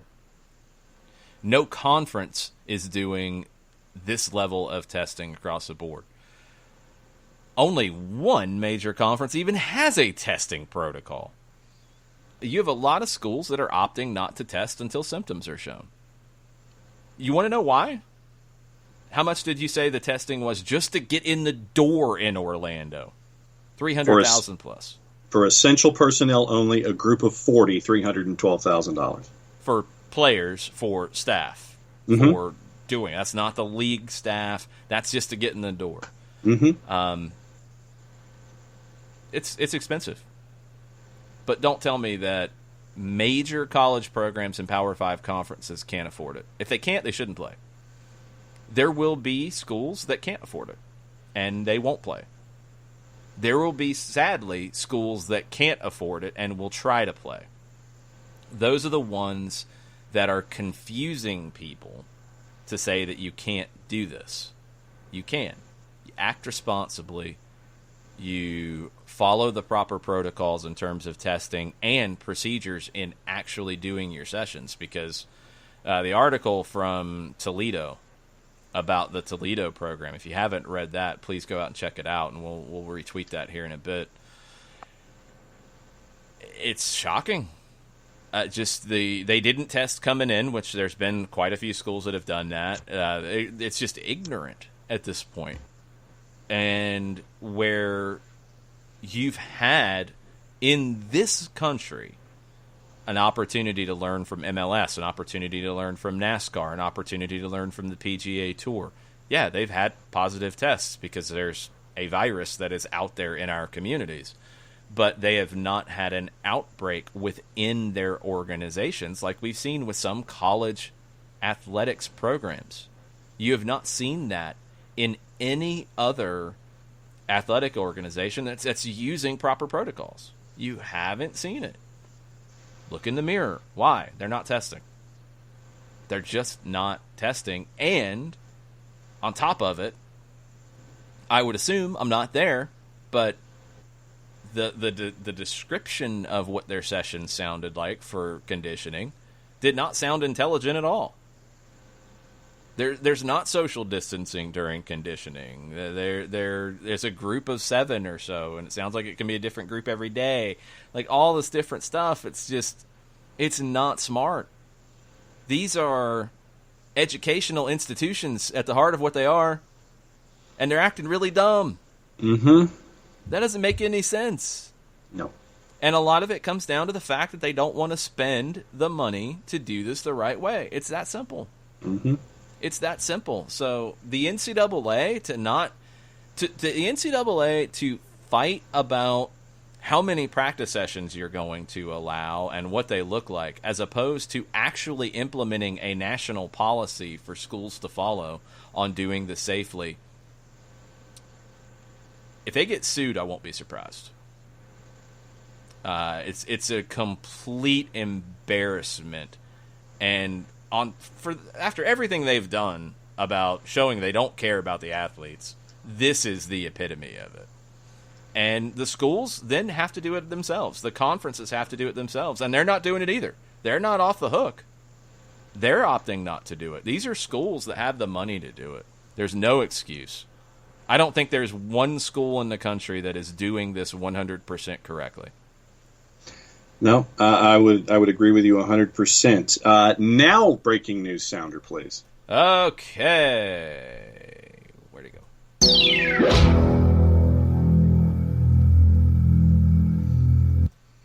Atlanta United has announced 2 roster moves ahead of MLS's back in Orlando next month. John Gallagher has returned to the club after being on loan with Aberdeen FC, while Manuel Castro's loan from Club Estudiantes de La Plata has been extended through the end of the 2020 season. Yep, both make sense. Gallagher back after his loan. played a good bit at Aberdeen. Castro, you had a chance to see him for a few minutes in Mexico. So, and there's nowhere for him to go. It's not Estudiantes isn't playing right now. Argentina, there's not a roadmap to get back on the field yet. So they don't want him back. There's no point in getting him back. It makes sense for them to just allow it to continue, and this is what you do. Gallagher played 33 times for Aberdeen across all competitions. He played centrally a good bit, which is interesting. This is a guy who came into the league as a forward, successful at Notre Dame, and then with Atlanta United 2, started there, moved into a wide player in more of a 4-3-3, turned himself into a right back in a four-man back line, also a wing back in a three center back setup, in a 3-5-2, 3-4-3, either way, he can play there. But at Aberdeen, he played as a number 10 some. He played as a number 8, a central midfielder, and showed that he could play at the Scottish Premiership level in that role. So where does he fit here? Everywhere. he can give you depth across the board. Giving depth at that right wing-back role is a good one because you'd like to keep Franco Escobar central, I think. Brooks Lennon needs competition, needs depth. I think that's where Gallagher will factor in mostly, but we'll see. He'll have opportunities in other spots. And Castro is a player we just need to see more of. Another young, good player, experienced player from Uruguay first, and then went to Estudiantes, and they added players in his position. He didn't have room to play. So this is a spot for Estudiantes to loan him. He gets to play here, hopefully. He's got to earn the time here. Sometimes that change of scenery is good, and if he does well, Atlanta might keep him on a long term. They might not, and he might go back to Estudiantes. But that's part of the situation as well in increasing the depth of this team. So Castro's going to have opportunities. Gallagher's going to have opportunities, and now we start to see what this roster looks like coming together. Yeah, Jared says he says that Gallagher scored against Rangers. I'm amazed they didn't immortalize him for that alone. They probably will, but give it time. Yeah, exactly. Turner Kirby says, I think a lot of MLS eyes will be on MLB as they will return in home markets and are testing as often as MLS. I'm fairly confident in Pro Leagues coming back, and I think MLB will play a role on if MLS is back winner as the MLS champ. Well, I don't know if MLB will as much as just the virus and the spread, because the idea is to come back and play in home markets, and what is that going to look like? We don't know yet. The spread's going to affect MLB as much as anything else. Their protocols are sound. They're solid. I think they have the right procedures in place, and if they're able to do it, those procedures should work, and we'll find out. MLS, to do what they want to do, they're going to do a lot of similar things, I think, in terms of the travel. It's a different construction of it because you're not going for 3 games. You're going for a game. So I think what MLS would probably look to do a lot in that scenario, it's why you eliminated the cross-conference play, according to most people, and what the season could look like afterwards. You're going to see a lot of same-day travel. You're going to see a lot of charters, which, again, it ups the cost, but it's safety. You'll see a lot of flights mornings of games and flights back home after games, avoiding hotels. I'll be curious to see how that looks. I mean, are the teams going to have somewhere to go, once they arrive in market that will keep them away from anything just in the community? Those are the things you have to think of logistically now. If you're a team, you start looking at this stuff. It's like, all right, if we want to avoid a hotel stay, like where can we rent to have food brought in for a pregame meal and we know is going to be safe? These are questions that will come up in these scenarios. There's not easy answers. These are things we've never had to think of when you're talking about traveling for a professional team. So we'll see. MLB will be back in markets before MLS will. USL, it looks like we'll be back in markets playing before that, at least according to the plans on paper. We haven't seen schedules yet. So both will affect it, but more importantly, the virus will affect it. The virus will affect what you're able to do, and there's just no way to tell right now. There's no way to tell. Back to our discussion in hour number one about the anthem in Utah. Chris Hutchison says, I'll never understand why the national anthem is played prior to sporting and other events. Tafka says, I love the replacement of This Land Is Your Land. I think that is an on-point move. So he agrees with what went down with Tulsa Athletic. And if you missed it. That. Yeah, we mentioned that. Go ahead. If you missed it, we did an interview with co-owner Sonny D'Alessandro for T-Town Soccer to get his perspective on why he did it. So that's in the library for those of you who didn't get a chance to listen to that first and foremost. It's on the app and it's on the timeline, so go back and listen. It's pretty good stuff. Don't do anything. Play whatever your league walkout song is and then go play. We don't need any of the rest of it. Play songs, whatever you want to play in pregame ceremonies, but the game should not include the anthem or any specific song of anything. Just come out and play.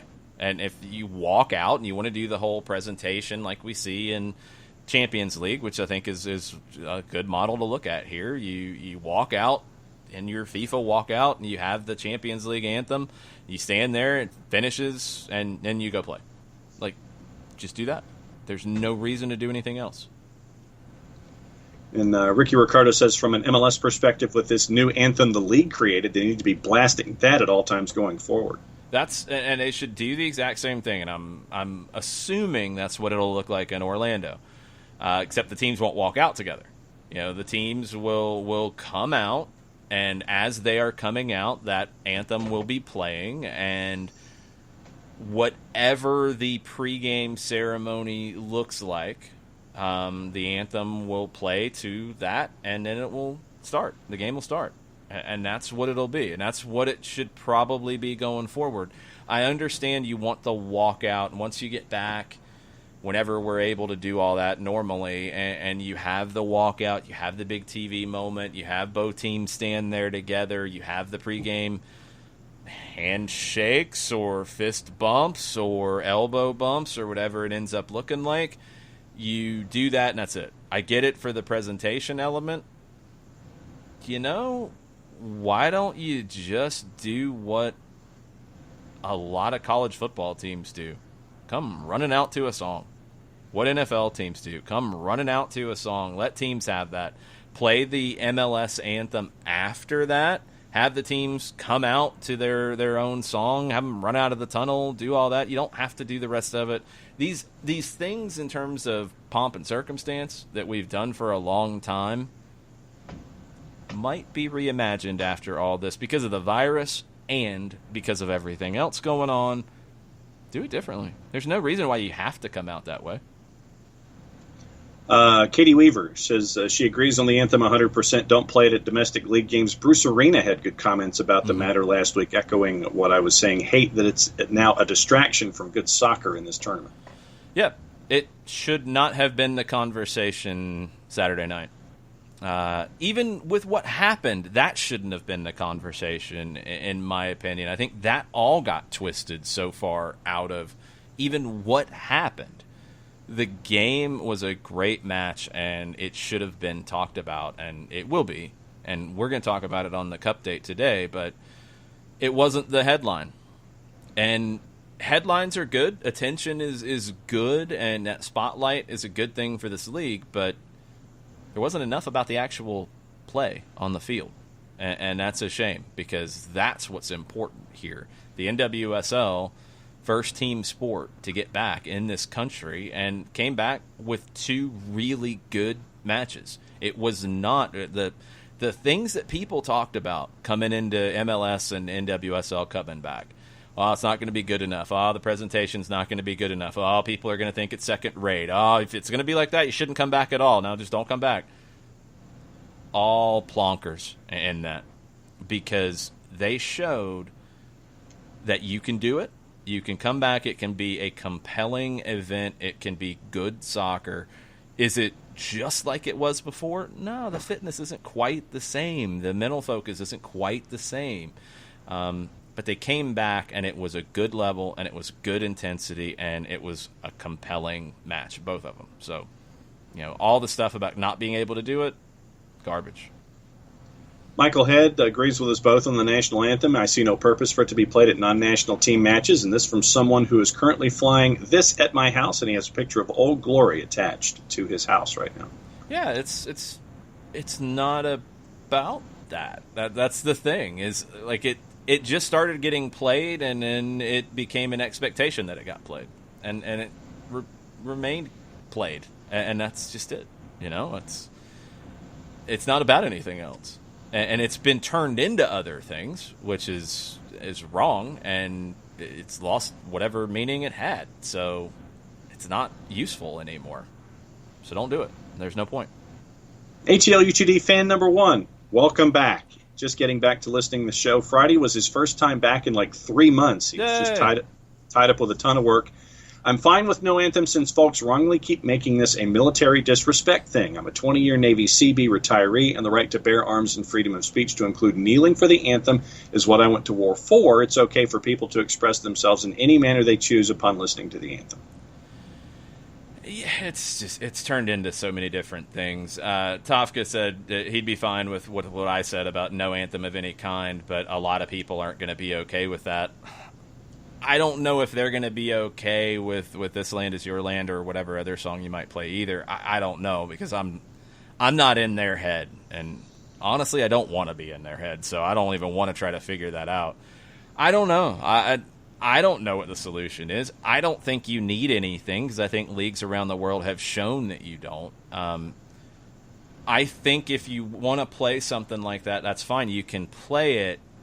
I would play it separate from the pre-match presentation. I think that's the most important element for me, is that the match presentation, the game presentation, shouldn't have that. If it is played in the stadium before the teams come out, if it's played right before the teams come running out of the tunnel, if it's played at a certain point in the countdown before, all that's fine. I have no problem with that. And if that makes some people happy that there's still some element of it, okay, fine. That's cool. It shouldn't be part of the match presentation for me, especially in MLS and the NWSL, where, I mean, you've got some games where there's 5 players who are eligible to play for the U.S. national team on the field, and you're asking players from other countries to stand and for something that's not a national team game. Like, it doesn't even make sense. Like, it doesn't fit. So I would just keep all of that away from the match presentation or game presentation in other sports. That's the way I would do it. And if you feel like it's needed, okay, maybe that's a market-by-market decision, whatever, but the players don't have to be part of it. The game doesn't have to be a part of it. A couple of other things in the odds and ends category. Ricky Ricardo wanted to know what we thought about the Carlisle piece that he wrote about everything going on inside the MLS bubble. I mean, it's good. Like, this is where things stand. Like, the piece was good. That's what was so weird about it, is the actual piece was good. I'm going to pull it up to make sure I didn't miss anything from it. The headline is what was crazy about it, because everybody got riled up about the headline, which wasn't the guts of it. You know, what's going on inside of it is a different conversation, and it makes sense. I mean, you're trying to keep players entertained. You're also trying to be smart about, you know, what's going on. The inside the bubble piece was separate. My bad. Didn't mean to mix those up. Security protocols, I mean, all of it makes sense. You're trying to keep people inside the bubble. If people leave on their own, they can't come back like nothing happened. You've got to be smart. You've got to be safe. You can maintain social distancing, which we all should be doing anyway. So the players from different teams doing that in the hotels, yeah, that's what it should be. Everything makes sense with the hotel, the accommodations, the testing is all good. The hotel staff and the food prep stuff. I think the couple elements of this, because everybody's getting really hung up on this.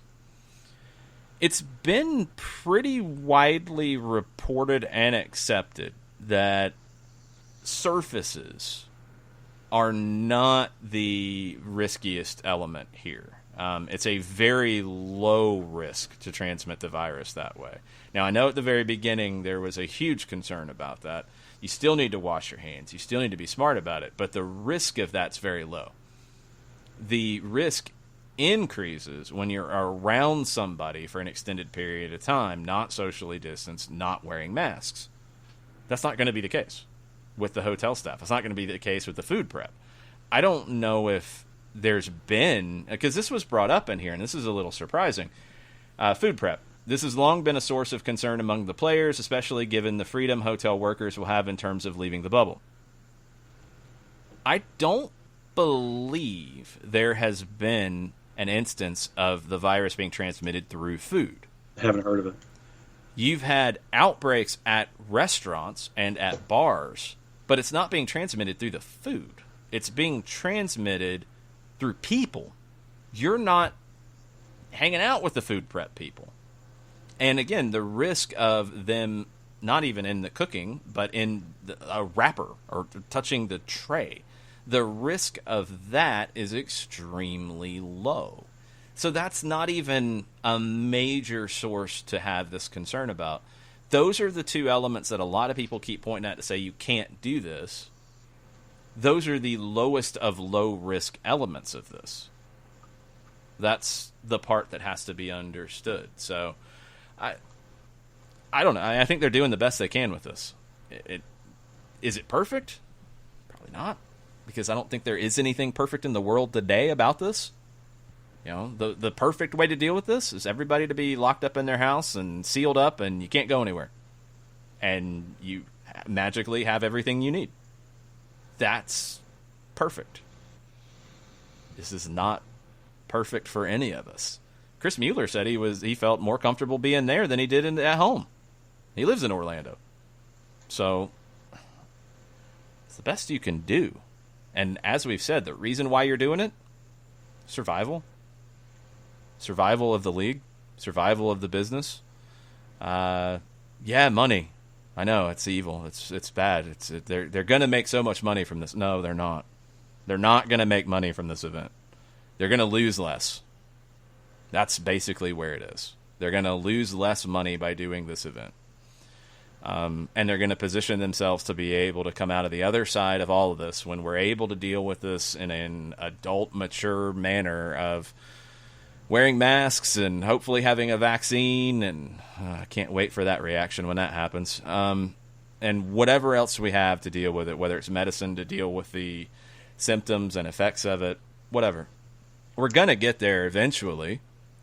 And you want businesses, including sports leagues and teams, to be there with us. You know, you don't want them to go out of business. You don't want your favorite local restaurant to go out of business. Did people go crazy about them offering curbside service instead of normal restaurant service because they were trying to survive? This is a way of trying to survive. It's just the reality of it. And I think they are taking it very seriously, and they're spending a lot of money and time to do it the right way. They're doing the best they can with it. I don't know why people are still so determined to fight it. Allison Cupertino, along that same subject, she says, lots of us did actually read multiple articles and understand the testing and protocols in place. Please don't assume we reacted only to the headline reporting positive cases. I don't think it's an overreaction to be concerned about them traveling to a hotspot. No, not at all. Not at all to be concerned. But the way they are traveling, charter flight, you are, even if you were landing at the regular airport, if you're landing at the executive airport like they're going to, you're not interacting with anybody. You don't. I've been on charter flights. I do have some experience with it. You are landing. You are getting off the plane. You are grabbing your bag. If you have bags underneath the plane, you have team staff who are dealing with that, and you are getting on a bus. You can manage social distancing on the bus with people who are not from your group, because your group has been tested. Your group has been, secured in doing that. You've had the multiple tests before you go. You don't have to interact with the bus driver. I would assume they're doing like what MARTA's doing, where people are getting on and off on the back door, not on the front door by the bus driver. Done. Then you're getting into the hotel. You're not hanging out with hotel staff. You're going straight to get tested, and you're going into quarantine. And then you're in the bubble. So I think the headline from this one that in Carlisle's, which was about the testing and the testing results from the beginning of June, it didn't say that in the headline. It was 26 positive tests ahead of Orlando tourney. There's no context to that. That was my issue with it. There's no context. But all the protocols, all the stuff, you are doing everything you possibly can to avoid anything to do with Orlando and a hotspot. You know, it's just the same as us. You know, I mean, is Atlanta the same hotspot that Orlando is? No. It's not good. It's not good how many people are not taking this seriously, and that's not going to help, but it's the same as us. Like, we are being exposed to more than MLS players are by going to the grocery store, by going to Target or Walmart or wherever you're going, you know, going to pick up food at the restaurant. Like, all that is riskier than what the MLS teams are doing to get into the bubble and what they're doing in the bubble. It is. So that's the reality. I think they should play if they are able to. I really do. I think it's unfair to say that because of things that they are mitigating that they shouldn't play. Because I do think that the reality is, if they don't play, you won't have 26 teams when they come back. I think there would be owners who won't be able to handle it. I don't know for sure. The nature of MLS would protect that, and you'd probably see a scenario where the league would buy a team from an owner who can't do it anymore, et cetera, and you'd find a way to protect it. But it would look different on the other side. Still could. It still could. USL, it still could. They have to do the best they can with it. I think they are. I think the procedures are strong. I think that they are doing it the right way. And they're doing it, they're taking it very seriously. They're taking it more seriously than our government and state governments and city governments in a lot of places. So, you know, my fingers are crossed for it, for sure. But I think some of the reaction about, no, they can't do it. Why can't they do it? Because they're addressing the issues. I will admit, full disclosure, I have not had the chance to listen to Allocation Disorder from The Athletic. Yeah. Turner Kirby links to it with the Hercules Gomez tweet of Stejkal saying, calling this a bubble is like calling a condom with a bunch of holes poked in it a condom. I saw the clip. I have not listened to the show. I don't think that's the case. I really don't think that's the case, because the holes that are being mentioned here are the hotel staff, which would include food staff, which are socially distancing from the players, which are wearing masks. That's it. Like, that's it. If there's another hole, tell me, because I don't know where it is. That's all I can see. I guess you could say the bus driver who is driving them from the airport. But again, that can be protected as well. I don't know. The thing is, none of us in the soccer world are doctors, disease experts, or any of it. I think maybe there's a lot of conclusions across the board, all of us doing it for whatever reason. I'll give you my full disclosure. I really hope that this happens, because I'd like to not go broke. How about that? Yep. I'd like to see friends of mine who work for the team that have come to be really good friends during all of this be able to keep getting paid and keep having a job to do. I'd like to see referees still have money coming in. I'd like to see a lot of things happen that won't otherwise. And I mean, luckily, been able to handle not working in my normal job for 3+ months. Very lucky to have not had some of the issues that some have had. I hope that continues. If they don't play, I don't know if they will. I don't know what happens. I don't know what happens for a lot of people. So, yeah, that absolutely. I'm not going to lie to you and say that, like, oh, I don't care. It doesn't matter to me. Yeah, I have a personal investment in it. Of course I do. As the league does, as the people who work in the league do. I'm also not being stupid about saying just go play, have fans in the stands. It's all good. You don't have to test that much. That's expensive. You don't have to test that much. You don't have to have these protocols. No, you have to have these things. We have to, I think, just as people right now, be realistic in what's going on. There is a highly contagious disease that. Does everybody die from it? No. Does everybody go to the hospital from it? No. Plenty of people are getting it and being asymptomatic. I don't want to roll the dice on that. I don't want to roll the dice on that for my friends and people that I would be around. I don't want to do that.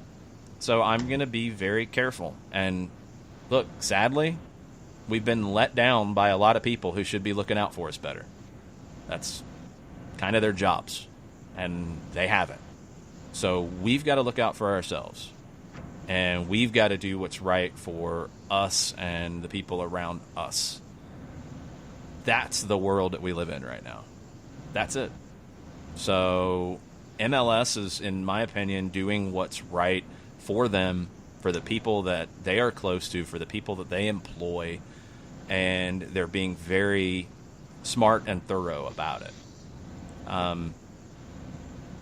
Just like all of us have to be. It's no different. It's no different. I mean, I can't tell you how many times I have tricked myself and fooled myself mentally into, okay, I'm going to go to the store and have a flashback to January where I just grab a wallet, grab my keys, walk out the door, get in the car. And luckily, I've caught myself every time before I started the car, I don't have my mask. I don't have my mask. I need to go grab my mask. And go back inside and grab it. I have not tried to rationalize it like, oh, I'm just going to run in and grab some, or I'm just going to the gas station to grab this. No, if I can't control social distancing, I'm wearing a mask. That was the decision I made. And it's just, you have to think about it. We all have to do this, leagues, businesses, everything, because we're all trying to figure out how to keep going, basically. It's that simple. So, we got to do it ourselves. And leagues and teams and businesses have to do it themselves too. I mean, full disclosure, there comes a time in the day for me where I just get stir crazy from being here in the office all day. And I have started going out on walks. And I've clocked in about 15 miles a week now in walks just to get out of the house. And I've blown through two pairs of tennis shoes and got a third pair for my birthday. Hopefully it will last longer than a month. Like you. You got to get better tennis shoes, man. We talked about this. Yeah, and so I think that this pair that the mother-in-law gave is a lot better than the money that I've been investing in tennis shoes. I'm going to have to start getting you shoes. Well, let's see how this pair from the mother-in-law, let's see how long it lasts. It's a good brand name. But when I go outside, it is literally get ready for the workout. Where's my mask? Where's my cover?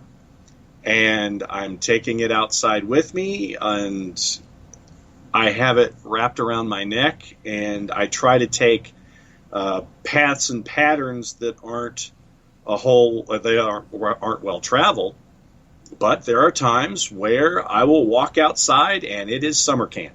And you've got a lot of kids and a lot of parents who are not social distancing, and their kids are all interacting with each other. I come within 50 yards of that. I see it. The mask comes up, the cover comes up, and I try to stay as socially distanced as I possibly can. And I'm doing this 7 days a week going out. Same with you when it goes to being in the shops. It is, I'm that guy who will have my cart at the grocery store, and I'm wearing my cover the entire time, wearing my mask the entire time, and I'm making sure that I'm at least 6 feet away from folks or splitting distances if I can't. And it is right now maybe 50% of the folks in the grocery store, maybe 50% of the folks that I'm seeing who are in restaurants right now wearing masks. So it is, for me, it has become a point that where's my mask every single time I'm leaving the house, because I come home and you come home and we have folks that, that we love, that we want them to stay as healthy as possible. And when the boss goes outside, she's the same way. She's traveling, she's taking her mask with her. So it's thinking for yourself. It is thinking for everyone around you. And where the leagues are concerned, you mentioned it. We have friends who are employed in the industry. The industry is a part of our daily lives. It's part of my employment. Yeah, so it's a part of our daily lives, and you want it to kind of hang around for a while, So they're trying to take as many precautions and try to be as thoughtful as they can. It was sort of a 61-page document for MLS's back that was available to make sure that they could try to figure out each protocol and each situation that comes down the line. So they've invested and they've thought it through, and they've thought it through more than a lot of folks. And so I want it to succeed, like you, for selfish reasons, bunch of selfish reasons. I like live sports. I have friends. We have business. So there are a lot of different things in play here, but MLS is putting together that rather large document to make sure it can go off as well as it possibly can. Yeah, and I think my sensitivity to this is probably specific, just to let you guys know. When I see that I'm being accused of not caring about players' health, I get a little fired up about it. So that happened. Not cool, but it's just part of the gig. It's just frustrating because I think for those of you who listen, we've talked about this pretty detailed from early on because I've wanted to learn about it. I think it's important to the conversation. Mm-hmm. You can't understand the need for all of the testing, all the protocols. I mean, we've had the conversations about, well, why are the substitutes who are being tested, why are they sitting, apart from one another? Why in the NWSL did they not? That's a valid question and conversation. Like, those are important elements to all of it. And you start getting into what's risky and what's less risky and what's more risky. And it's part of understanding how and what and not why. The why is obvious. The businesses are trying to operate. But how do you do that right now?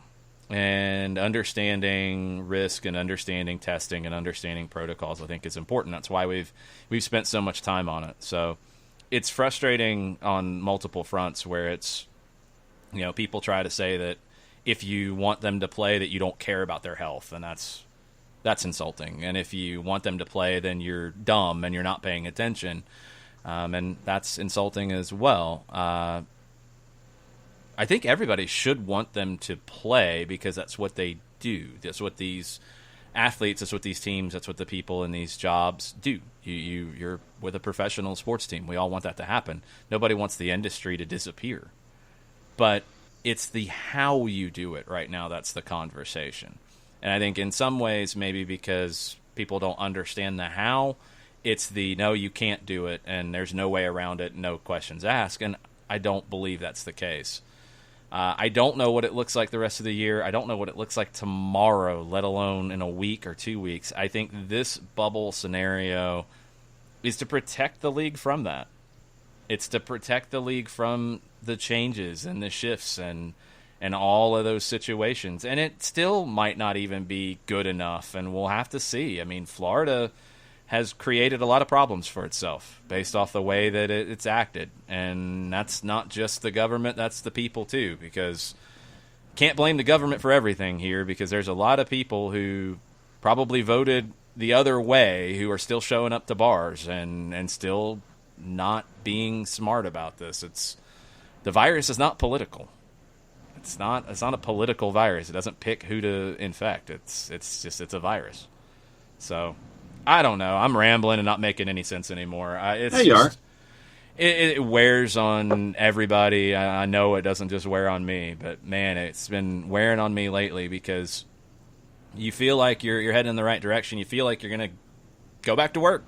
And then it's, no, you can't feel that way. That's wrong. You're insensitive for feeling that way. Or that's impossible because you see what's going on with everybody forgetting there's a virus and you should be careful.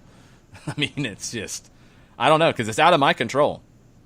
I don't have any control over it. I wish I did. I wish that, we could figure this out together and everything would be fine, but I got no control. I'm waiting just like everybody else. So hopefully we've got more roster moves to talk about. Hopefully we got more games to talk about. Hopefully everything moves forward. And, it was really good to watch the NWSL this weekend. It was really good to get lost in a game that, as much as I've watched other leagues and there's been great moments in, I care about soccer in this country more than anything else, and that's what motivates me and gets me going. So to see 2 matches for the NWSL that were entertaining and compelling, that was really motivating for me and hopefully for others, and hopefully we'll have more of that.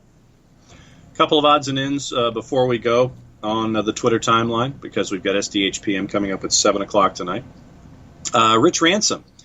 Back to something from Friday. He says, from the show on Friday on World Cup hosts, do what the IOC does for the Olympics and Paralympics. Have locations bid to host both the World Cup and the Women's World Cup. It forces continental rotation, escapes political bidding, and can build both men's and women's games.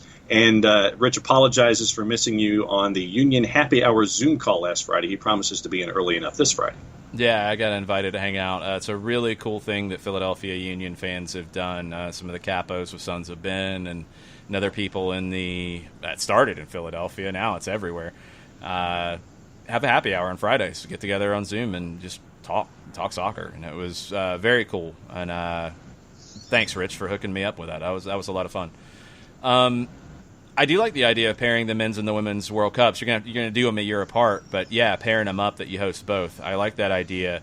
I don't think it necessarily promotes the continental rotation because I think you're getting to a point that there's only a small number of countries that can do it anyway. I don't think every continent can necessarily do it unless you're going to put multiple countries together to do it, which maybe would be the solution to that. It would get away from some of the politics, but the politics were there when it rotated between South America and Europe to begin with. I don't think they would necessarily go away. I think what's going to make that go away is just the fact that you're going to have few places that can host it. It's going to be about 10 countries that can host this. Even with some combinations, maybe you get to 12 or 15. And that's going to be about it. And not all of them are going to be able to host it every time around. So we'll see where that goes. But I like the idea of pairing the men's and the women's together, because then that would make you, if you want the men's World Cup, which is right now the big lucrative one, well, you've got to do the women's World Cup at a certain level of expectation as well. I like that. David Leone with an Eric Lopez question. He says, I keep seeing people referring to sub-19 on here as a main contributor to the potential Eric Lopez transfer. Could you possibly elaborate on this rule in the top flight of the Paraguayan league? There's not a rule. Read that one more time, because it's mixing up a couple of things, I think. Okay. I keep seeing people referring to sub-19 on here as a main Hold on. Sub-19 is basically U19. Okay. It's the same thing. They, instead of saying U19 for an age group, they say sub-19 in Spanish. Go ahead. On here as a main contributor to the potential Eric Lopez transfer. It has nothing to do with it. I don't know where that's coming from. Could you possibly elaborate on this rule in the top flight of the Paraguayan league? It's not a rule. There's nothing about the top flight. I don't know where that's coming from. I'm confused as much as you. Sub-19 is just saying he's U19. He's played for the U23s with Paraguay, which there's no rule about anything with the Paraguayan league. The important things with Eric Lopez is he played 15 matches last year after signing a pro deal in July. He played in the Clausura. Paraguay runs on a calendar year, so the Apertura is the first competition, the Clausura is the second. Played 15 matches in the Clausura, scored 4 goals, scored 3 goals in his first 3 games, scored on his debut. But that's full professional. Nothing to do with being a U19. He was good enough. He earned the time, and he played. This year, to start 2020, he was with the U23 team, or sub-23. He was with that team in Olympic qualifying in the CONMEBOL tournament, so he was away from Olympia. Once he came back, he had an injury, it looked like, from what I've seen, and he came off the bench one time. So he's played 16 professional matches.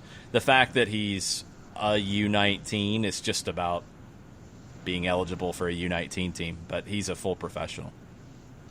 Katie Weaver says she just finished Sunderland Till I Die, which was really great. Lots of thoughts among them. A, being a Sunderland fan must be excruciating. B, it was fun to see Anton Walkes playing in a final at Wembley. I think he'll be able to handle the atmosphere of an empty pitch at Disney World. Yeah, Anton will be fine.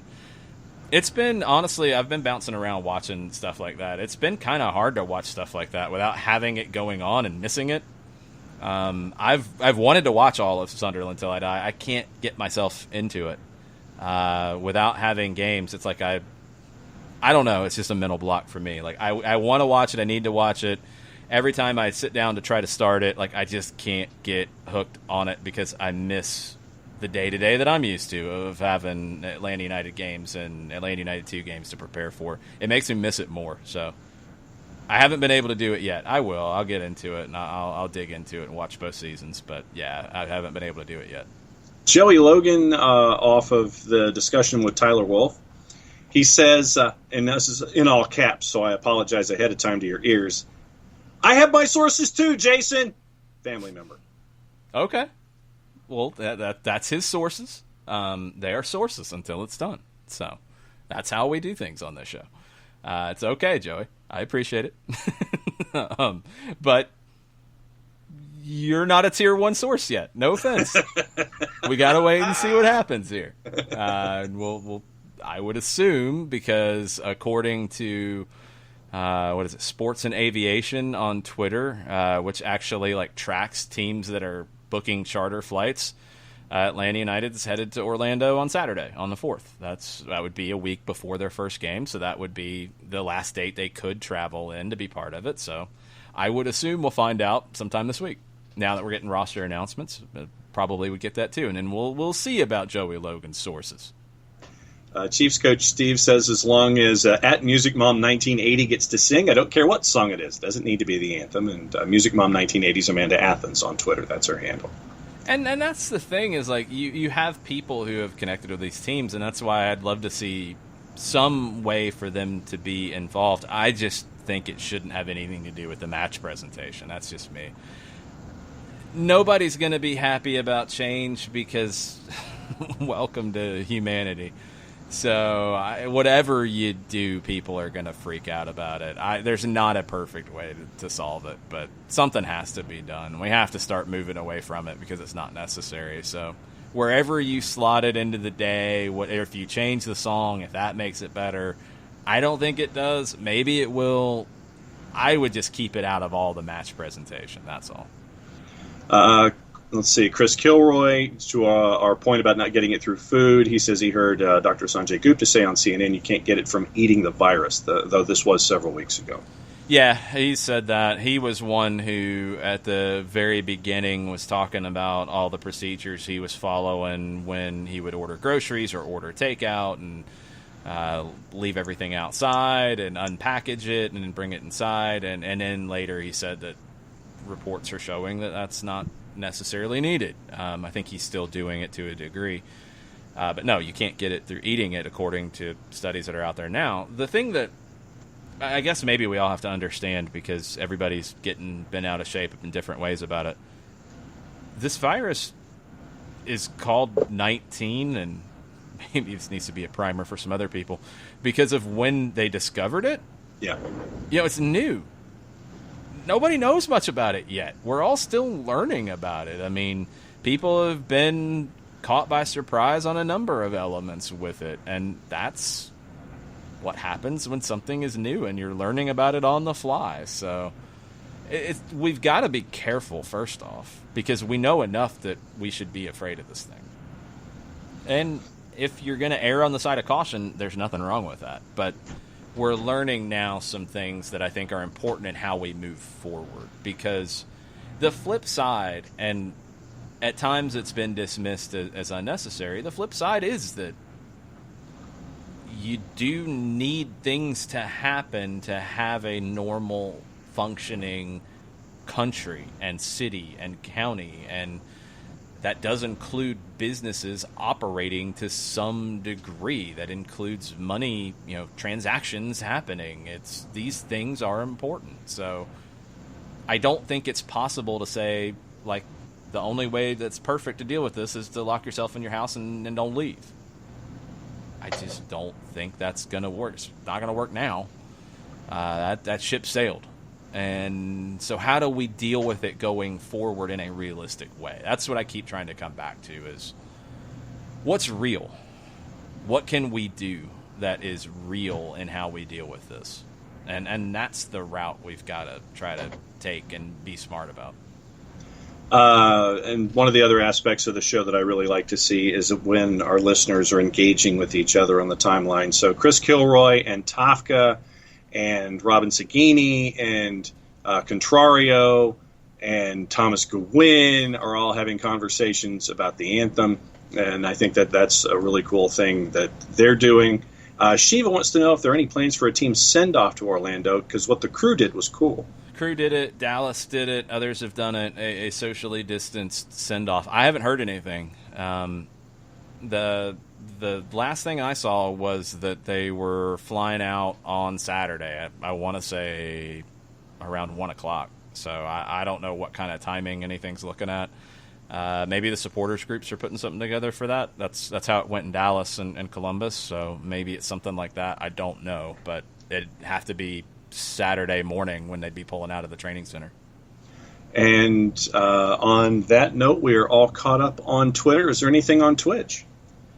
Let's see. There's been a lot on Twitch, and I've been distracted, so I apologize to all the Twitch folks.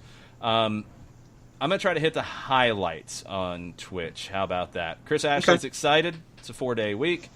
Having some weird syncing on audio and image. Sorry about that, Kismet.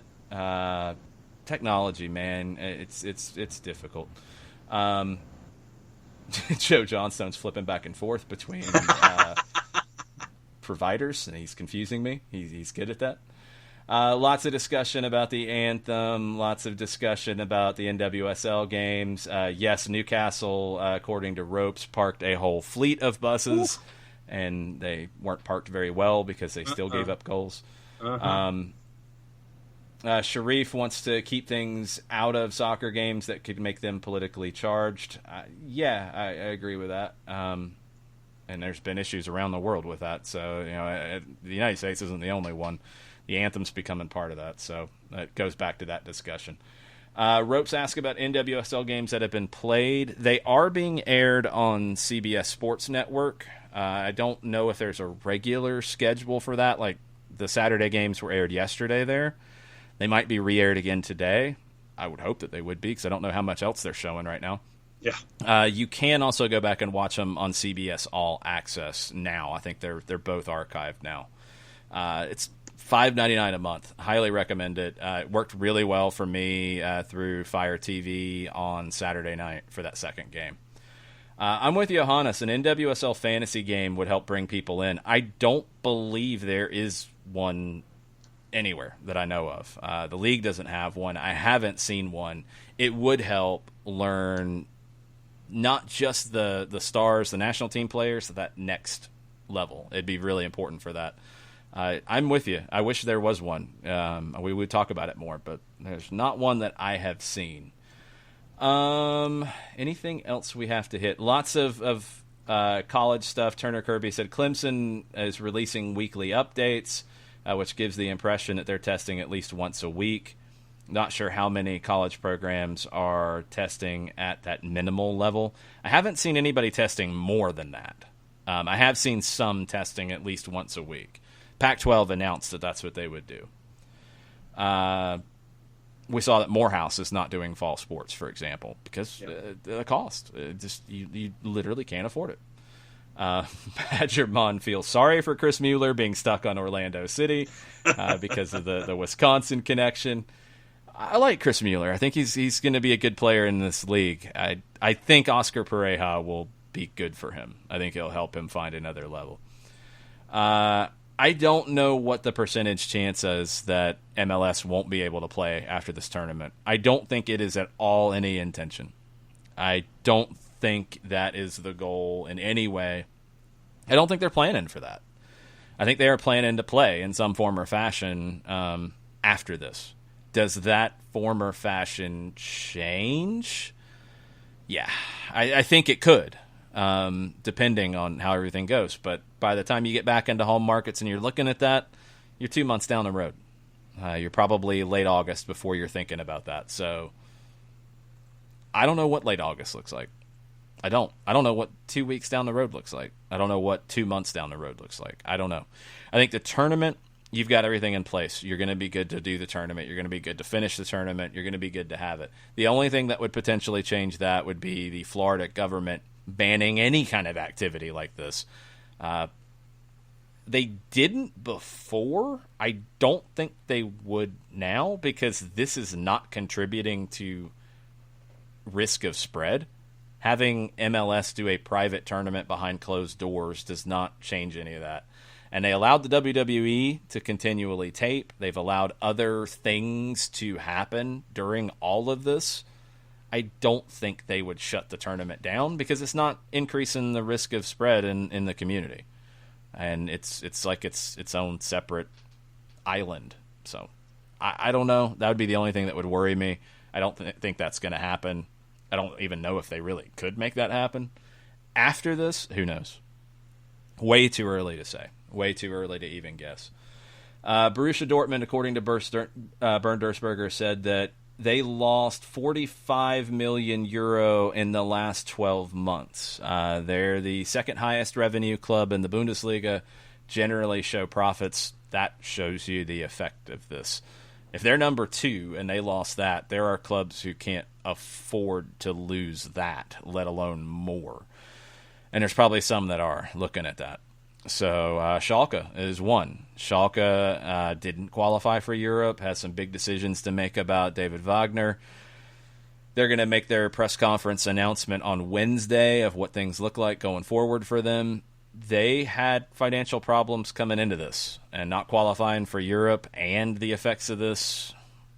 I'll be curious to see what they have to say on Wednesday. I don't know. We're all figuring it out as we go. Sorry I was salty this morning about different things. My bad. It's just tough to deal with this on a daily basis.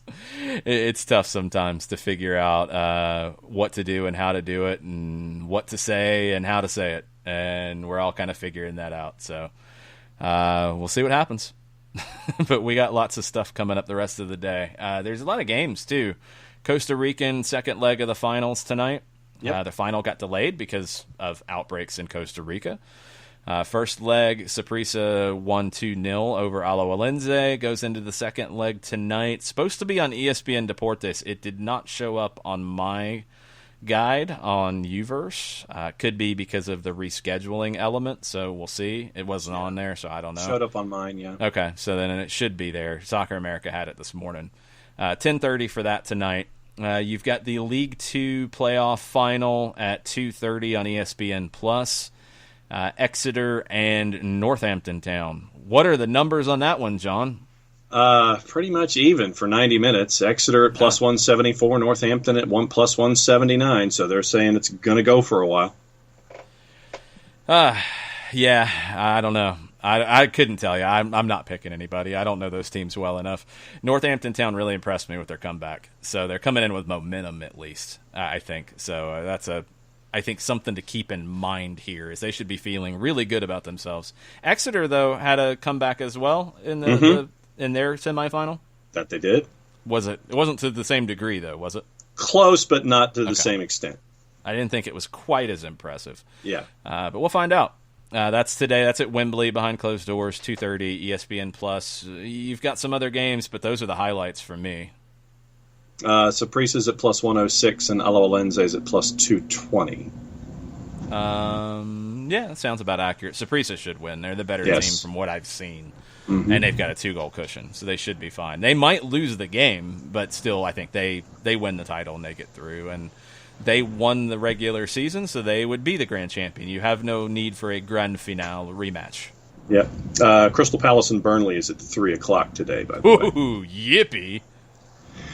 Sorry, Palace fans and Burnley fans, but I am not enthralled by that one. That's it won't be as bad as Newcastle and Manchester City, but this one is screaming draw. Crystal Palace, Crystal Palace plus 124, Burnley at plus 282, and it looks like Sean Dyche is trying to find an exit plan.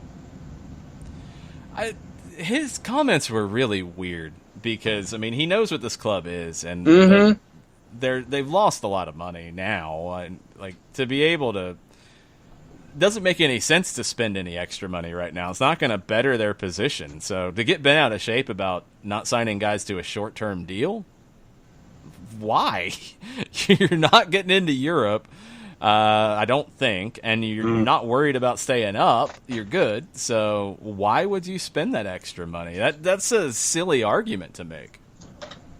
To update the Premier League table, right there in the middle, Burnley, 42 points, bang, 11th. They're playing Crystal Palace, who's also at 42, but is 2 better on goal difference. Okay. Where's 8th? 8th place is at what? Sheffield's at 44.